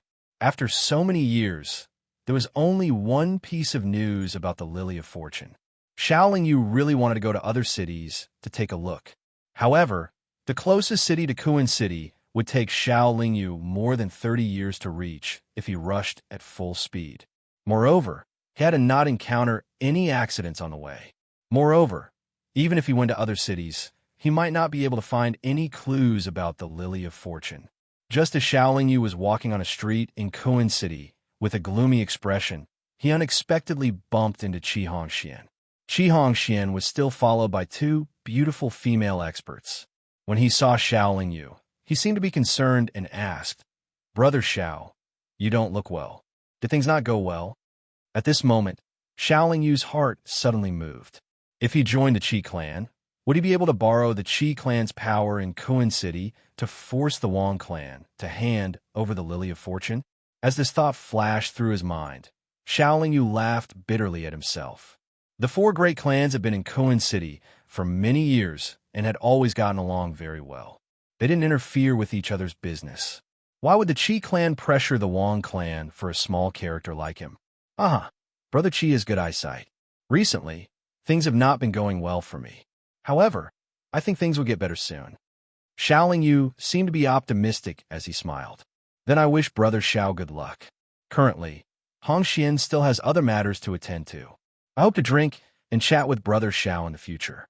If Brother Xiao needs Hongshuan's help, Hongxian will definitely do his best. After Qi Hongxian said a seemingly polite sentence, he left with the two maids. Xiao Yu hesitated and decided to rely on himself. He couldn't easily ask others for help, so he walked towards the city gate. Third young master, since you want to win over this person, now is a good opportunity. Why'd you let him go? One of the female attendants asked in confusion. I'm just loosening the reins in order to grasp them better. He hasn't reached a dead end yet. If I ask him to join me now, he might not be sincere and might not be grateful to me. When he reaches a dead end, I'll help him. Only then can he be subdued by me. The reason I want the Lily of Fortune is most likely because there's a problem with my nascent soul. He won't be able to hold on for long. Qi Hongxian said with a smile. The reason why Qi Hongxian had such a judgment was because Xiao Yu said last time that if things didn't go well, he might be annihilated. In fact, even if Xiao Yu couldn't get the Lily of Fortune, he wouldn't be in any danger in a short time. Qi Hongxian also wanted to chat with Xiao Yu more. He even wanted to invite Xiao Yu to the restaurant for a few drinks, but he really had something to do now. His father, the patriarch of Kuan City's Qi family, just sent him a message to go back. He returned to the Kuan City's Qi family's courtyard with the two female attendants and entered the room where his father usually cultivated. To his surprise, there was a woman in his father's room at this time. This woman only had the cultivation of the great soul stage. She looked delicate and beautiful, but her eyes were bright, but she wasn't very beautiful. Her name is Yueru. She was brought to the city from the Linggu Valley. You should know about the Linggu Valley, right? Kuan City's Qi family's patriarch, Qi Zhenghao, said to his third son, Qi Hongxian, I know about the Linggu Valley. Qi Hongxian said while guessing. This Yueru is a pharmacist and is the only talented villager in the Linggu Valley. If she is carefully trained, she can be of help to our Qi family. The Linggu Valley is near the new mine. You are also in charge of the new mine. She will be in your care. Qi Zhenghao said calmly. I understand. Qi Hongxian replied. Well, go. Qi Zhenghao waved his hand. Qi Hongxian nodded and walked to the door with Yueru. Suddenly, he turned around and asked, over the years, the two people who have been wanted by the Kong family, are they from our Qi family? Qi Zhenghao glanced at his third son and said, Don't ask about things that you don't need to worry about. Qi Hongxian didn't say anything else and left with Yueru. Are you really from the Linggu Valley? Qi Hongxian asked the female pharmacist beside him as they walked. Yes. The female pharmacist replied calmly. Then do you know Xiao Yu? Qi Hongxian asked again. The female pharmacist suddenly stopped in her tracks. Qi Hongxian also stopped and said, Don't worry, I don't want to harm him. For now, we are still friends. The female pharmacist's expression relaxed a little, but she didn't say anything. Qi Hongxian took another step forward and said, Our Qi family also has a few alchemists, but their aptitude is mediocre and they're not very useful. I hope that alchemist Yueru's arrival can help our Qi family refine more good medicine. Yueru said calmly, I hope she won't disappoint everyone.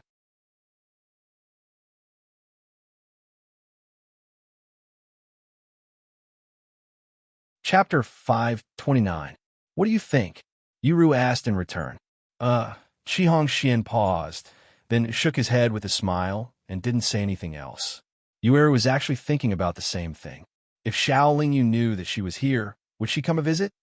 If he had me in his heart, he wouldn't have been so determined to leave. Yueru's lips curled into a self-mocking smile. For some reason, Qi Hongxian treated Yueru quite well. Not only did he warn the people in the Qi family's pharmacy not to make things difficult for Yueru, but he had even arranged for Yueru to stay in her own courtyard. For pharmacists like you, when you just started out, you must have sufficient financial resources to purchase sufficient materials. Only with sufficient materials can you continue to practice and improve. Now that Miss Yueru has come to the Qi family, as long as you do your best, the Qi family will definitely treat you well. Miss Yueru, you'll be able to achieve greater success in the field of alchemy in the future, Qi Hongxian said to Yueru before he left. Yueru also knew that Qi Hongxian was right. If she didn't have enough materials to practice, it would be useless no matter how talented she was. The new valley that the Linggu Valley chose was actually the location of the new mine that Qi Hongxian had found. The fog that shrouded the valley was also a smokescreen that Qi Hongxian had set up. Previously, the old village chief had told Xiaoling Yu that Yueru had made a major discovery in the valley. In fact, Yueru had relied on her superior perception to determine that there was a mine under the valley. However, the Linggu Valley was weak and couldn't occupy the mine. Not long after Yueru discovered that there was a mine under the valley, groups of silver-armored cultivators surrounded the valley.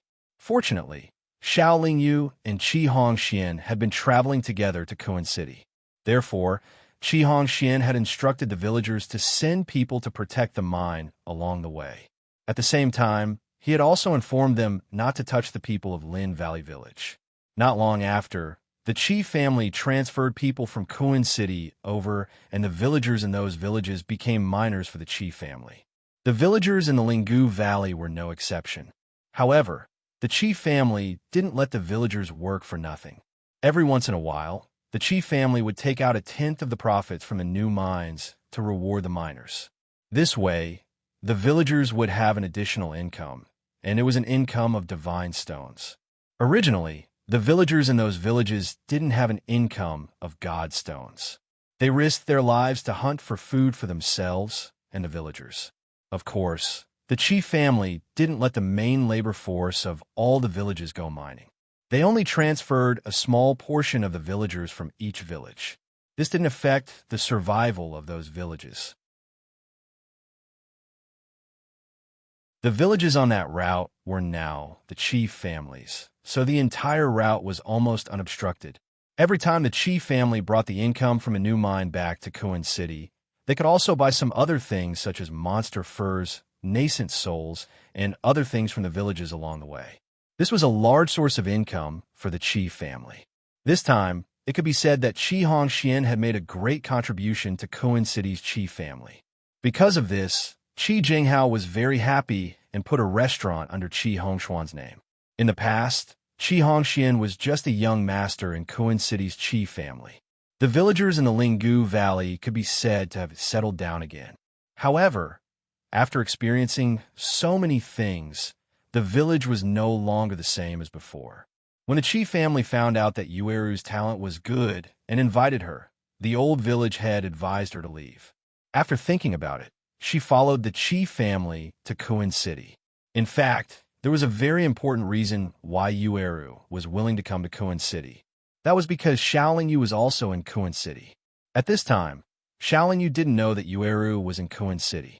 He went to the primitive forest alone and continued to hunt heavenly deity monsters to enrich his wealth. In Xiaoling Yu's opinion, the price he offered wasn't high enough to move the Wang family. If he took out a large amount of god stones at once, the Wang family might not insist that he didn't have the fortune lily.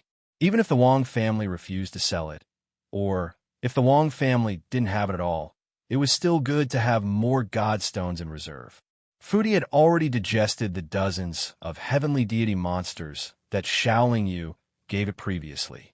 Now that it had truly reached the heavenly deity stage, Xiaoling Yu was very depressed. They both cultivated the chaotic energy, but why was there such a huge difference in the difficulty of breaking through? If it wasn't for his restrictions and letting Fudi develop freely in the primitive forest, it would have easily broken through the heavenly deity stage and reached the monarch god stage by now. Of course, it was also possible that Fudi was too reckless and died early. Fudi's advancement to the heavenly deity stage made it much easier for Xiaoling Yu to hunt heavenly deity monsters. Moreover, if it was a one-on-one battle, there was almost no suspense. As long as a heavenly deity monster was targeted by Fudi, it was basically defenseless. It didn't even have the chance to escape. As a result, although Xiaoling Yu's hunting efficiency had increased by a lot, his days were still extremely dull and boring. Fudi had reached the heavenly deity stage, and with the 4 special monsters that Xiaoling Yu had created with the Saint artifact, the Yin-Yang mirror, even if he encountered a late heavenly deity monster, there was a very high chance that he could kill it. At the very least, he didn't have to fear or retreat. Being able to hunt and kill a large number of mid and late heavenly deity monsters was an advantage for Xiao Lingyu to rapidly expand his wealth. He was currently taking advantage of this condition in the forest. 3 years later, Xiao Lingyu felt slightly regretful that he had actually failed to kill a late heavenly deity monster. Every time he fought a late heavenly deity monster, it would always be able to escape at the last moment. This made Xiao Lingyu feel extremely depressed. He always had to find an opportunity to vent.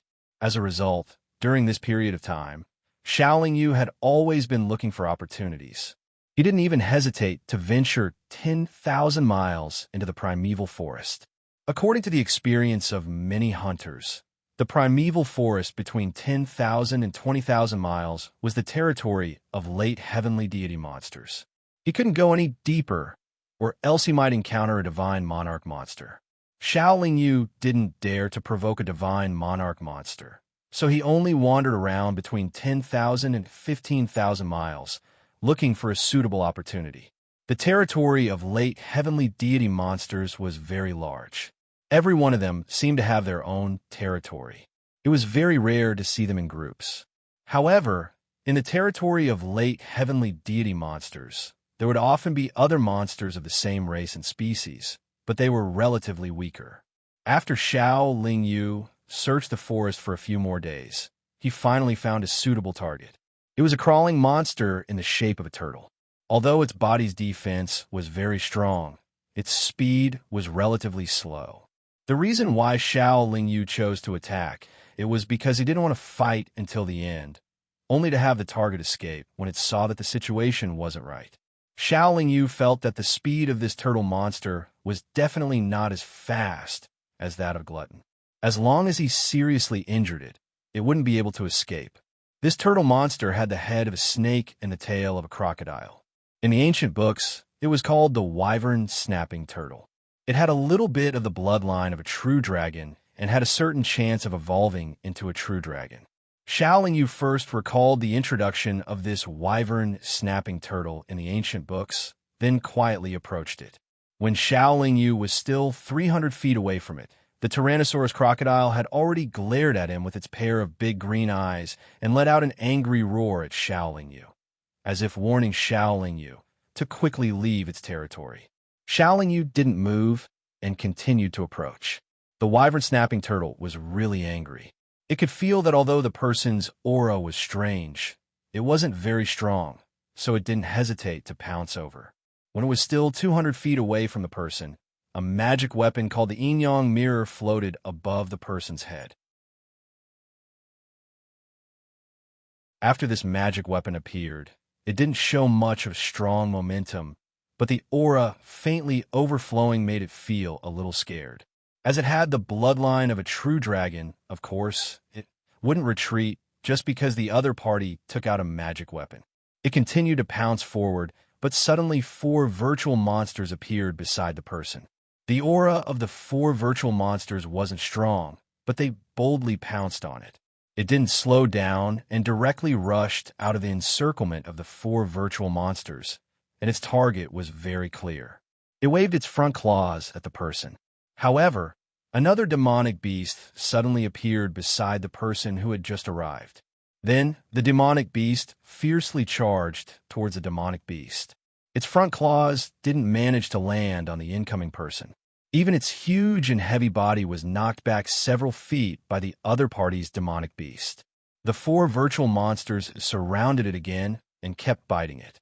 What puzzled it was that these 4 virtual monsters were clearly virtual. So how could they have a substantial attack? And the monster's cultivation and body were far inferior to it. So how could it knock it back so far? The foodie and the 4 virtual monsters cooperated skillfully. Because the 4 virtual monsters were not afraid of any attacks, they were able to engage in close combat with the snapping dragon viper turtle. Although they could not cause any substantial damage to the snapping dragon viper turtle, they could at least consume its physical strength and energy and also distract its attention. Chowhound, on the other hand, made use of his fast reflexes to circle around the opponent and launch sneak attacks. Furthermore, he would retreat immediately after clawing once. Just like how it usually hunted a monster in the late stage of the heavenly god realm, it first surrounded the opponent, then continuously consumed its energy and looked for an opportunity to kill in the process. A pair of silver wings appeared on Xiaoling Yu's back, and he held the silver moon broken sword in his hand. He turned into a silver light and moved quickly around the wyvern snapping turtle. When the foodie attacked, the wyvern snapping turtle would be distracted to block it, and Xiaoling Yu would attack at this time. If the wyvern snapping turtle defended against Xiaoling Yu's attack, it would be difficult to avoid being hit by the foodie. If it defended against the foodie's attack, it would be threatened by Xiaoling Yu.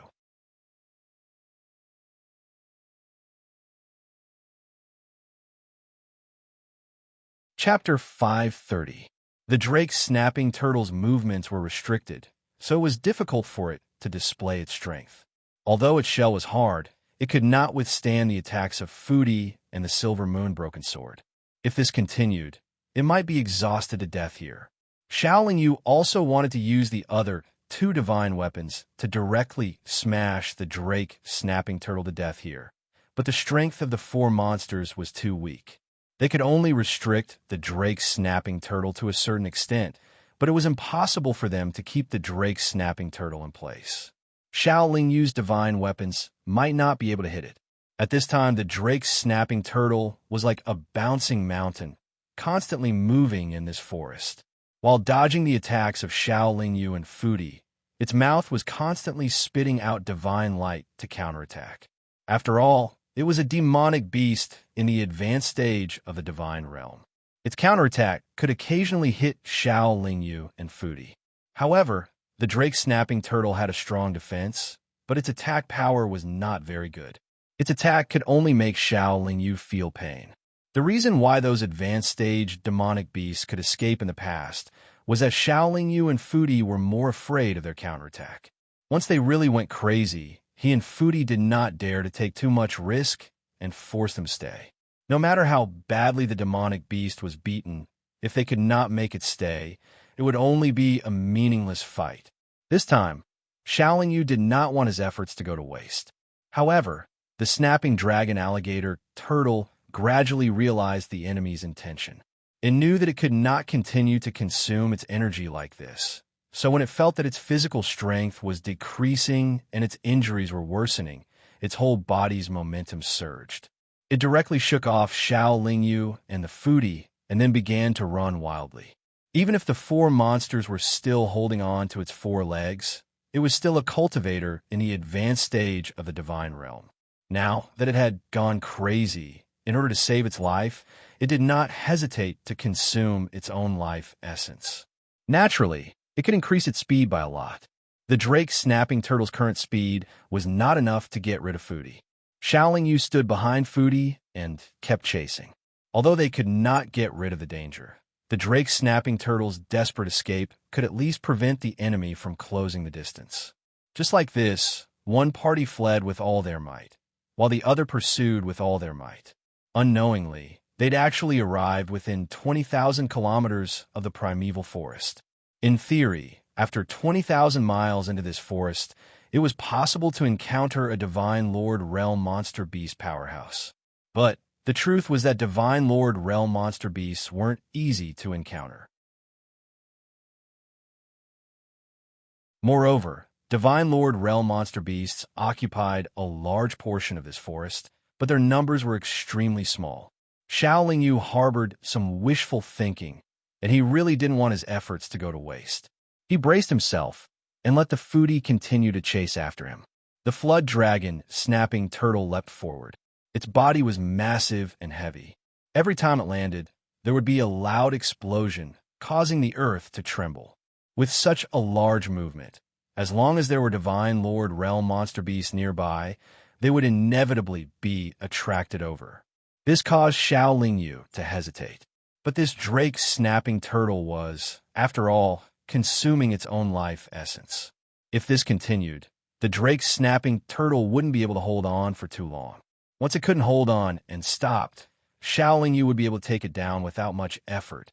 This made Xiaoling Yu reluctant to give up. At worst, I'll just hide in the eight-legged Tai Chi cauldron for a while. With this thought in mind, Xiao Yu insisted on chasing after it. Not long after, the four phantom monsters finally collapsed. The drake-snapping turtle saw the hope of getting out of this predicament. Its speed had increased a lot, and it had gradually widened the distance between itself and the enemy. Xiao Yu could only smile helplessly. Just as she was thinking about whether to give up or not, she saw that after the drake-snapping turtle jumped once, before it landed, its abdomen was suddenly pierced by a spike-like mountain peak that suddenly rose from the ground. What was even more surprising was that even the hard turtle shell behind the drake-snapping turtle was penetrated by the mountain peak. The mountain peak was only a few hundred feet high, and its whole body was the color of black iron. The top of the mountain peak was like the tip of a sharp sword. Rather than calling it a mountain peak, it was better to call it a huge spike. In the next moment, Xiao Yu knew that the situation was not right. Without thinking, she immediately told Foodie to turn around and run. Foodie had just run a few hundred feet away with Xiao Yu, and there was another spike like a mountain peak behind them. If their reaction was half a beat slower, Foodie's chest would probably be pierced like the drake-snapping turtle. Xiao Yu naturally broke out in a cold sweat. While telling Foodie to escape at full speed, she looked behind her. The spike didn't attack again, but the ground shook a little.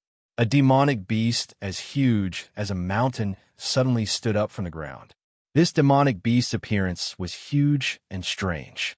It looked like a wolf demon standing upright, but the two front claws on its upper body were only two long spikes. There was no hair or sharp claws. Its huge head was clearly very similar to a wolf demon's, but where its ears should have been, there were two sharp horns. It also had a tail, but it wasn't furry like a wolf demon's. Instead, it was like a snake's tail, long and covered with scales. The most surprising thing was that it also had a pair of broad black wings like a bat demon's.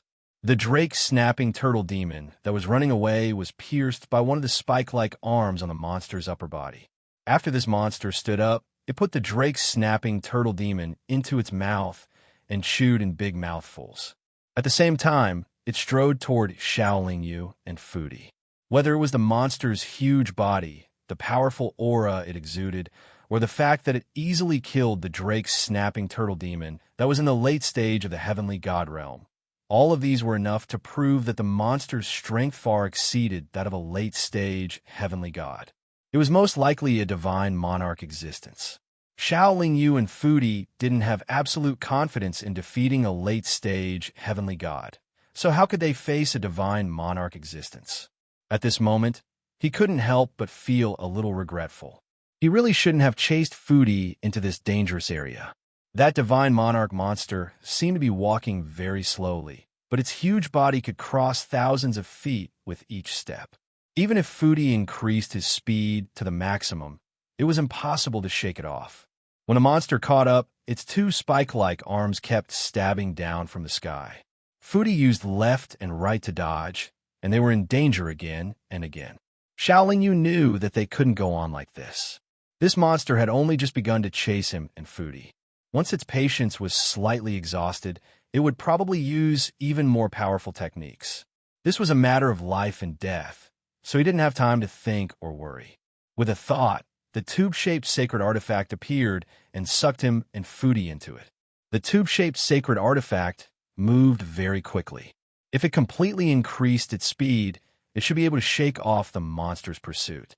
However, just as the tube-shaped sacred artifact flew up, the monster flapped its wings.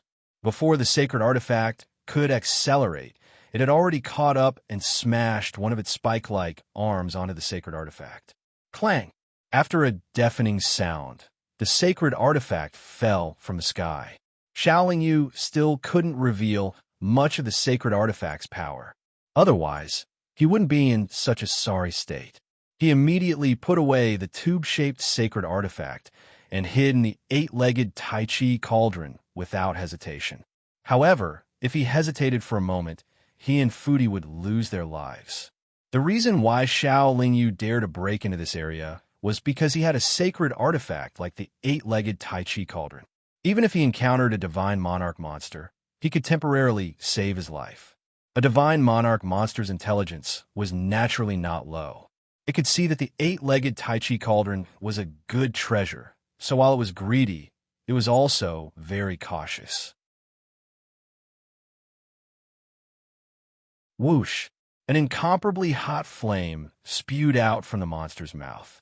In the blink of an eye, it wrapped around the eight-legged Tai Chi cauldron. However, although the flame was powerful, it couldn't hurt this sacred artifact at all. The monster didn't seem to intend to burn the treasure with its true fire.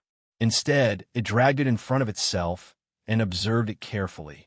The vast forest nearby was its territory. Under normal circumstances, no other divine monarchs would come here. For the time being, it didn't have to worry about this treasure being discovered by its neighbors or enemies. After studying it carefully for a long time, the monster couldn't figure out anything. It was obvious that the owner of this treasure wasn't dead yet. It couldn't make it recognize another owner, so it could only try to forcibly refine it. However, a sacred artifact was a sacred artifact after all. How could a mere divine monarch monster forcibly refine it? The monster tried for a while more, but it was helpless. Even if it attacked the eight-legged Tai Chi cauldron out of anger, it would only waste its strength. The monster outside was very anxious.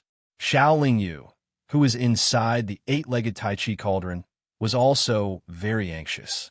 He could now control the eight-legged Tai Chi cauldron to collide with the monster, but the monster's aura was very strong. Under its control, the eight-legged Tai Chi cauldron couldn't even break free, so how could it collide with it? He also knew a lot about the eight-legged Tai Chi cauldron's power.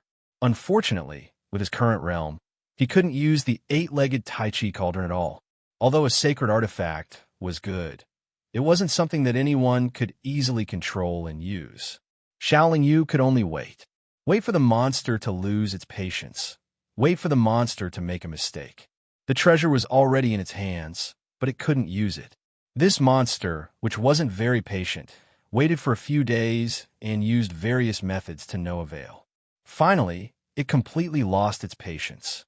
It went berserk, waving its two spike-like arms like a madman, constantly smashing the eight-legged Tai Chi cauldron. The eight-legged Tai Chi cauldron was a sacred artifact. Sacred artifacts had very strong spirituality. It could sense that it was being provoked and bullied by a lowly existence, and it could also sense its master's anxiety. Therefore, not long after it was smashed, it transformed into an eight-legged monster. This eight-legged monster was no different from when it was in Dual Extreme Palace. As soon as it changed form, the ball of brilliant white flames that it had trapped took the opportunity to move, enveloping its entire body.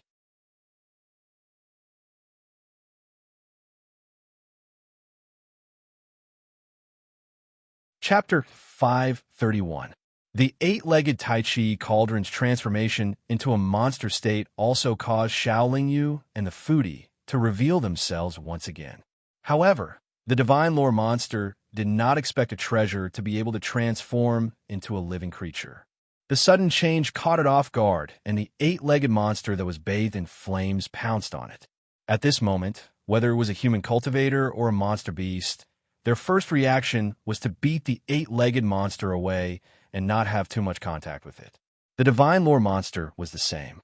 When the eight-legged monster pounced on it, although it did not feel that it was heavily attacked, it still subconsciously waved one of its sharp arms and fiercely stabbed at the eight-legged monster. It wanted to pierce through it and then fling it away from its body. The eight-legged monster was bathed in white flames. In this state, it did not have much combat strength. Moreover, once it was heavily attacked in this state, it would withdraw its power. This time was the same. After the eight-legged monster was stabbed by the divine lord monster's arm, its power immediately decreased greatly. At the same time, the power of the white flames also rapidly increased. Xiaoling Yu had already seen this in the Tenchi's treasure trove. The divine lord monster's sharp arm did not pierce through the eight-legged monster. Instead, under the burning of the white flames, it rapidly melted into drops of black liquid. In just a single breath of time, the divine lord realm monster's mountain-like arm had been burned away. This was only the beginning. After the sharp arm was incinerated, the ball of white flame shot out several fire snakes, most of which were aimed at the huge monster and two of which were aimed at Shaolin Yu. Shaolin Yu knew that the ball of white flames would not let him go. Therefore, he did not hesitate to take out the tube-shaped saint artifact and hid in the pipe. Although this divine Lord Realm monster was much stronger than Shaolin Yu, it didn't have a saint artifact to defend it. Moreover, it was far too close to the brilliant white fireball and was struck by several fire snakes at the same time. Naturally, it wasn't able to escape and was entangled by several fire snakes. The ball of white flames could even resist the eight-legged Tai Chi cauldron, so its power was definitely not small. Even a divine lore monster would not be able to resist it. The several white fire snakes only slightly contracted, and then the mountain-like divine Lord Realm monster was cut into several pieces. Blood gushed out from its body, forming a rapidly expanding blood lake.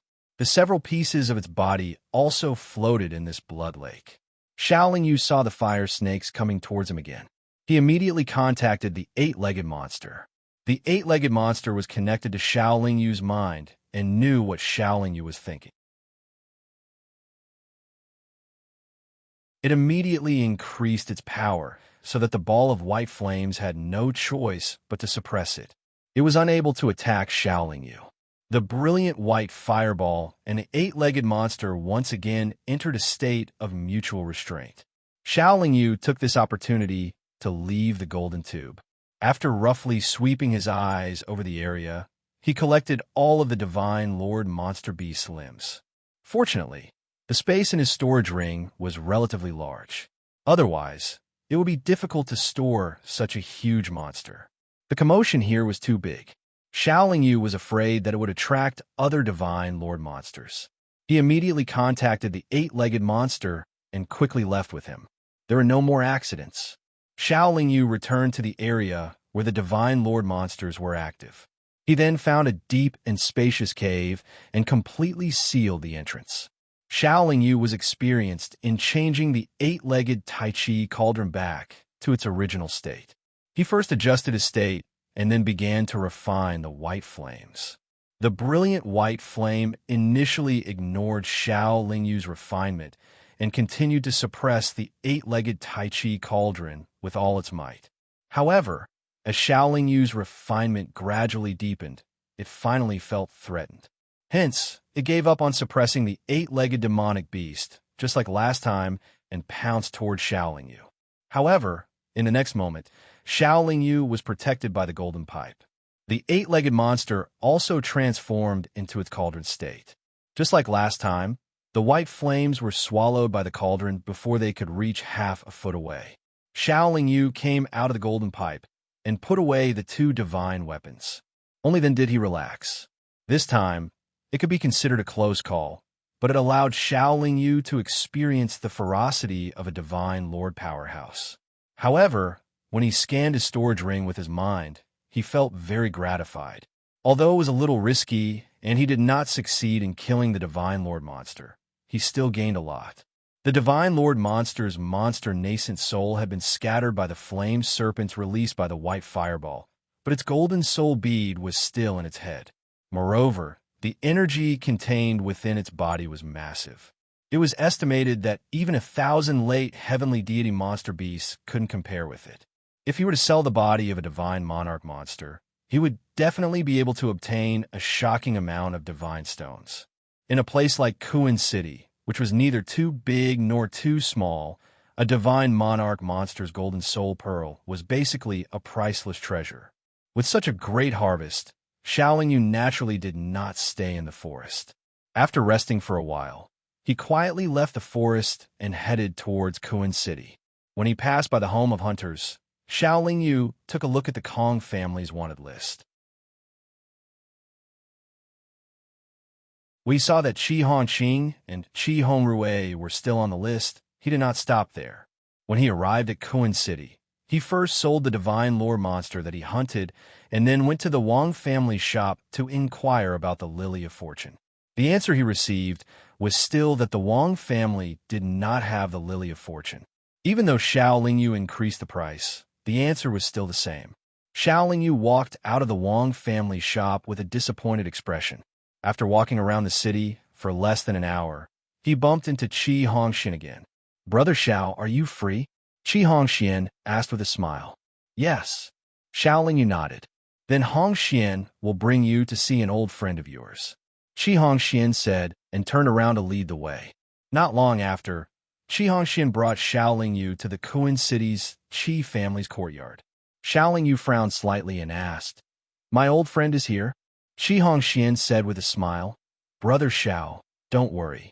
If I wanted to harm you, why would I wait until now?" Xiao Lingyu had just survived the attack of a divine lord monster. This experience made him a lot braver. He did not hesitate and followed Qi Hongxian into the Qi family's residence. With Qi Hongxian leading the way, the Qi family members they met on the way did not stop them.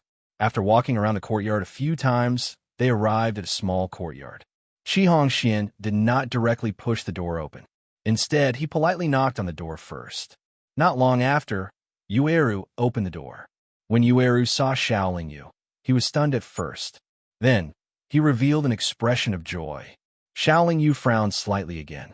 Then, he looked at Qi Hongxian and said, "Brother Qi, what is the meaning of this?" Qi Hongxian waved his hand and explained, "Brother Xiao, don't misunderstand. Miss Yueru stayed in the Qi family voluntarily. We did not force her to stay." Yueru also said, "Brother Xiao, they are very good to me." Xiao Lingyu's expression became a little better. At that moment, he thought that Qi Hongxian wanted to use Yueru to threaten him, so he was unhappy. "The two of you have a good chat. I will leave first." Qi Hongxian dropped these words and walked away leisurely. Originally, there was nothing between Xiao Lingyu and Yueru. However, Qi Hongxuan's last sentence made it easy to hear a bit of ambiguity. This caused Yueru's beautiful face to be dyed with a touch of red. "Brother Xiao, do you want to come in and sit for a while?" Although Yueru invited him sincerely, she used a questioning tone. It showed that she was very nervous and uncertain. "Okay." After Xiao Lingyu nodded, he followed Yueru into the courtyard. Yueru wanted to close the courtyard door, but when she thought of the word leave that Qi Hongxian said just now, she withdrew her hand from the door frame. She did not enter the room. Instead, she sat down at a stone table under a big tree in the courtyard. Yueru took out a pot of medicinal tea, and the two of them chatted while drinking tea.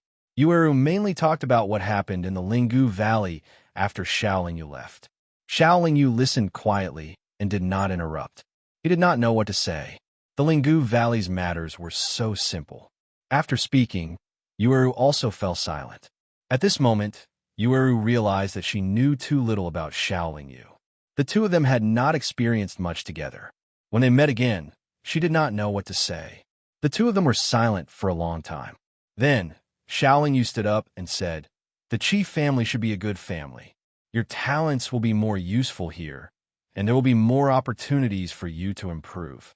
However, if they bully you, you can send me a message." Yueru nodded silently. Then, she asked, "Brother Xiao, are you leaving?" Xiao Lingyu replied, "Yes, I still have some things to do. I might stay in Kuan City for a while." When Yueru heard this, she felt a little relieved. Xiao Lingyu walked out of the courtyard. He did not ask Yueru to send him off. After walking for a while, just as he expected, Qi Hongxian was waiting for him at the corner. "Brother Xiao, don't worry. Miss Yueru will have a good life in the Qi family." Qi Hongxian seemed to promise him. "Thank you, Brother Qi." Xiao Lingyu cupped his fists. Qi Hongxian led Xiao Lingyu to the Qi family's gate. As they walked, he asked, "Brother Xiao, are you still not done with your business?" Xiao Lingyu shook his head and did not say anything. Qi Hongxian said, "Kuan City might not be peaceful in the next few days. Brother Xiao, you have to hurry." Xiao Lingyu narrowed his eyes. Then, he said calmly, "Thank you for the reminder, Brother Qi." After they left the Qi family's courtyard, Qi Hongxian did not send them off. Xiao Lingyu felt that Qi Hongxuan's reminder was not groundless. He hesitated for a moment before heading to the Wang family shop. Qi Hongxian had just turned around and returned to the Qi family's residence when he saw his father, Qi Zhenghao, walking towards him. Who was that just now? Qi Jinghao asked. A villager from the Linggu Valley. His strength and aptitude are not bad, Qi Hongxian replied.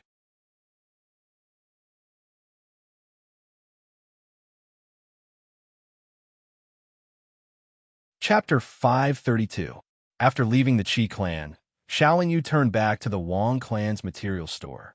Xiaolingyu did not know why Kuan City was not peaceful. However, if it was, it would be very difficult for him to obtain the creation lily from the Wang clan. I've told you many times, our Wang clan does not have the creation lily. The old shopkeeper of the Wang clan said to Xiaolingyu impatiently. Can we find a quiet room to talk in private? Xiaolingyu insisted. The old shopkeeper hesitated. If it was not for the fact that Xiaolingyu often came here to sell large amounts of heavenly god stage demonic beasts, he would have already asked someone to chase Xiaolingyu out. This is your Wang clan store. Are you afraid that I will play any tricks here?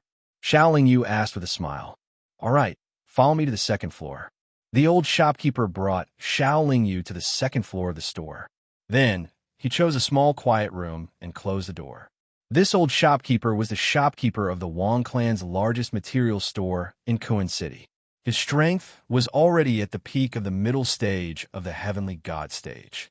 He had no reason to fear Xiaolingyu. At the very least, he could sense that the person in front of him had not reached the heavenly god stage. Xiaolingyu knew that even if the Wang clan had the creation lily, it would not be in the hands of this old shopkeeper. Therefore, he naturally would not attack the old shopkeeper.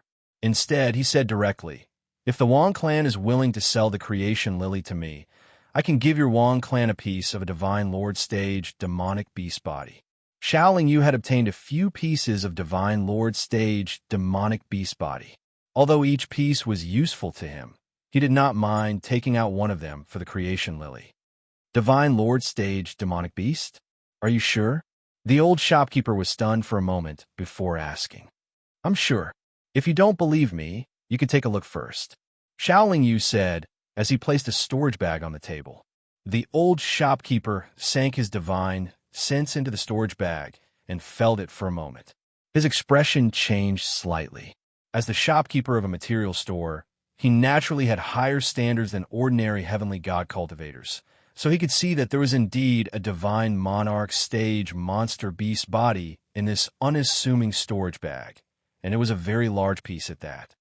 To be honest, I don't know if the Wang clan has the creation lily. I can help you ask. Sir, please wait a moment. The old shopkeeper took out a communication bead and sent out a message.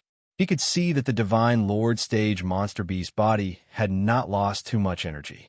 Moreover, it contained energy that only a divine lord stage powerhouse could possess. It was extremely useful to any heavenly deity stage cultivator. Moreover, it was also a great supplement to divine lord stage cultivators. Not to mention that this person was willing to pay the divine stone of the Lily of Fortune. Just the value of this divine lord stage monster beast body had already exceeded the value of the Lily of Fortune. However, what made Xiaolingyu depressed was that after the old shopkeeper received the message, he said to him, although I am very willing to discuss this business with you, the news from the clan just said that we really do not have the creation lily. If you're prepared to sell this divine lord stage demonic beast body, our Wang clan can give you a satisfactory price. Haha, you are thinking well. I will use this divine lord stage demonic beast body to exchange for the creation lily. I will not take it out to sell. Xiaolingyu smiled and refused. Then, he left the Wang clan's shop in disappointment. If the Wang clan really did have the creation lily, the Wang clan would not hesitate if Xiaolingyu used the divine lord stage demonic beast golden soul pearl to exchange for it. However, if that was the case, Xiaolingyu would lose out too much. After all, the Lily of Fortune was only useful to cultivators below the divine monarch stage. However, the golden soul bead of a divine monarch stage demon beast was extremely useful to divine monarch stage cultivators. The two were simply not on the same level. Walking on the streets of Kuan City, Xiaolingyu quietly thought about what to do next. Right now, he already had a lot of divine stones. The only material he needed to collect was the creation lily. What else could he do? Right, that divine lord stage demonic beast left behind a lot of blood essence. If I use its blood essence as the main ingredient to concoct a medicinal soup, it should be able to transform my body to the level of a high-grade divine artifact. After all, I'm only a little bit away. If my body transforms to the level of a high-grade divine artifact, it will also increase my chances of success. After having this idea, he decisively left Kuin City. There was no place in Kuin City suitable for him to cultivate. Although Kuin City's surroundings were empty, Xiao Yu could not choose a place to cultivate in seclusion. After all, after leaving the city, who knew where the cultivators would go? If he accidentally let them discover his cultivation spot, it could bring him a lot of trouble. I'll go to the primeval forest. There are very few cultivators there. After deciding on his plan, Xiao Yu flew towards the home of hunters. He did not stop at the home of hunters. Instead, he plunged into the forest and only stopped after going more than 10,000 miles. What Xiao Yu did not know was that when he left the city, there were people following him. However, the road from Kuin City to the primeval forest was very busy, so he did not notice anyone following him. When he passed by the home of hunters and entered the primeval forest, there was also a group of cultivators waiting at the entrance of the home of hunters who followed him into the forest. This area was the territory of heavenly god stage demonic beasts. There were very few hunters who dared to come here, and they would all be very careful. However, Xiao Yu was very familiar with this area. He did not hunt any more heavenly god stage demonic beasts. After patiently searching for a few days, he arrived at a steep cliff. At the waist of the cliff, there was a cave. When Xiao Yu saw the cave, he also saw a heavenly god stage flying beast fly into it. The cave at the waist of the cliff was suitable for Xiao Yu to cultivate. However, it was obvious that it was the nest of a flying beast.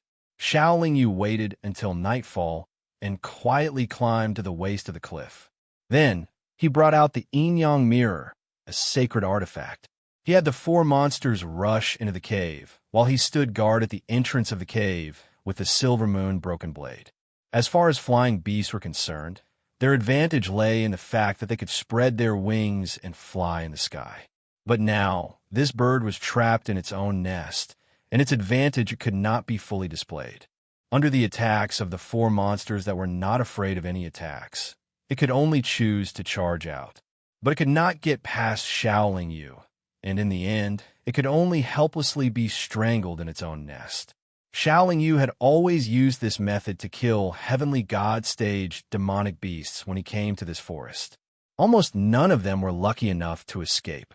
After putting away the flying beast's body, he used some rocks to seal the entrance of the cave. He even asked Foodie to stand guard at the side.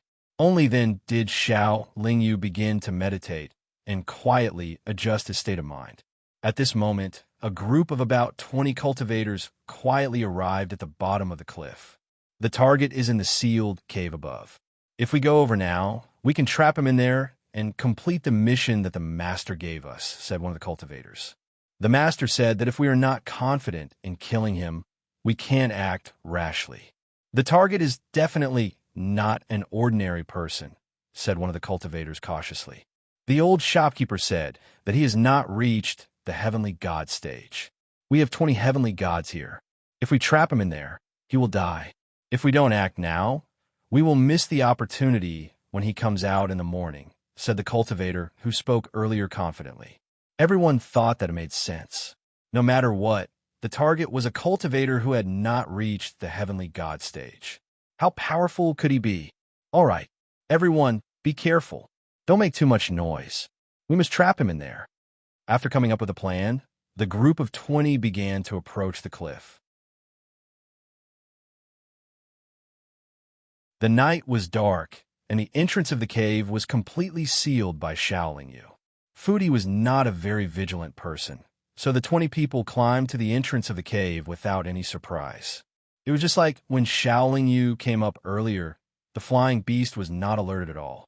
Although the 20 people did not know what was going on in the cave, to them, their target was only one person.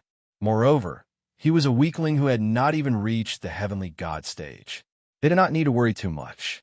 Immediately, one of them attacked the rocks blocking the entrance of the cave.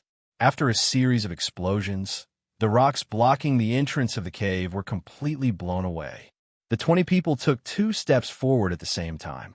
Without saying anything, they shot rays of divine light into the cave. However, just as they shot out their divine light, a strong gust of wind blew towards them. The cave was originally pitch black, but the divine light from the 20 people lit up the cave brightly. This also allowed them to see Foodie. They also saw that the divine light was blocked by a tail covered in scales. Furthermore, that tail was sweeping towards the entrance of the cave. At this moment, they knew that it was too late to retreat. They could only shout at the same time and then slash at the tail with the weapons in their hands.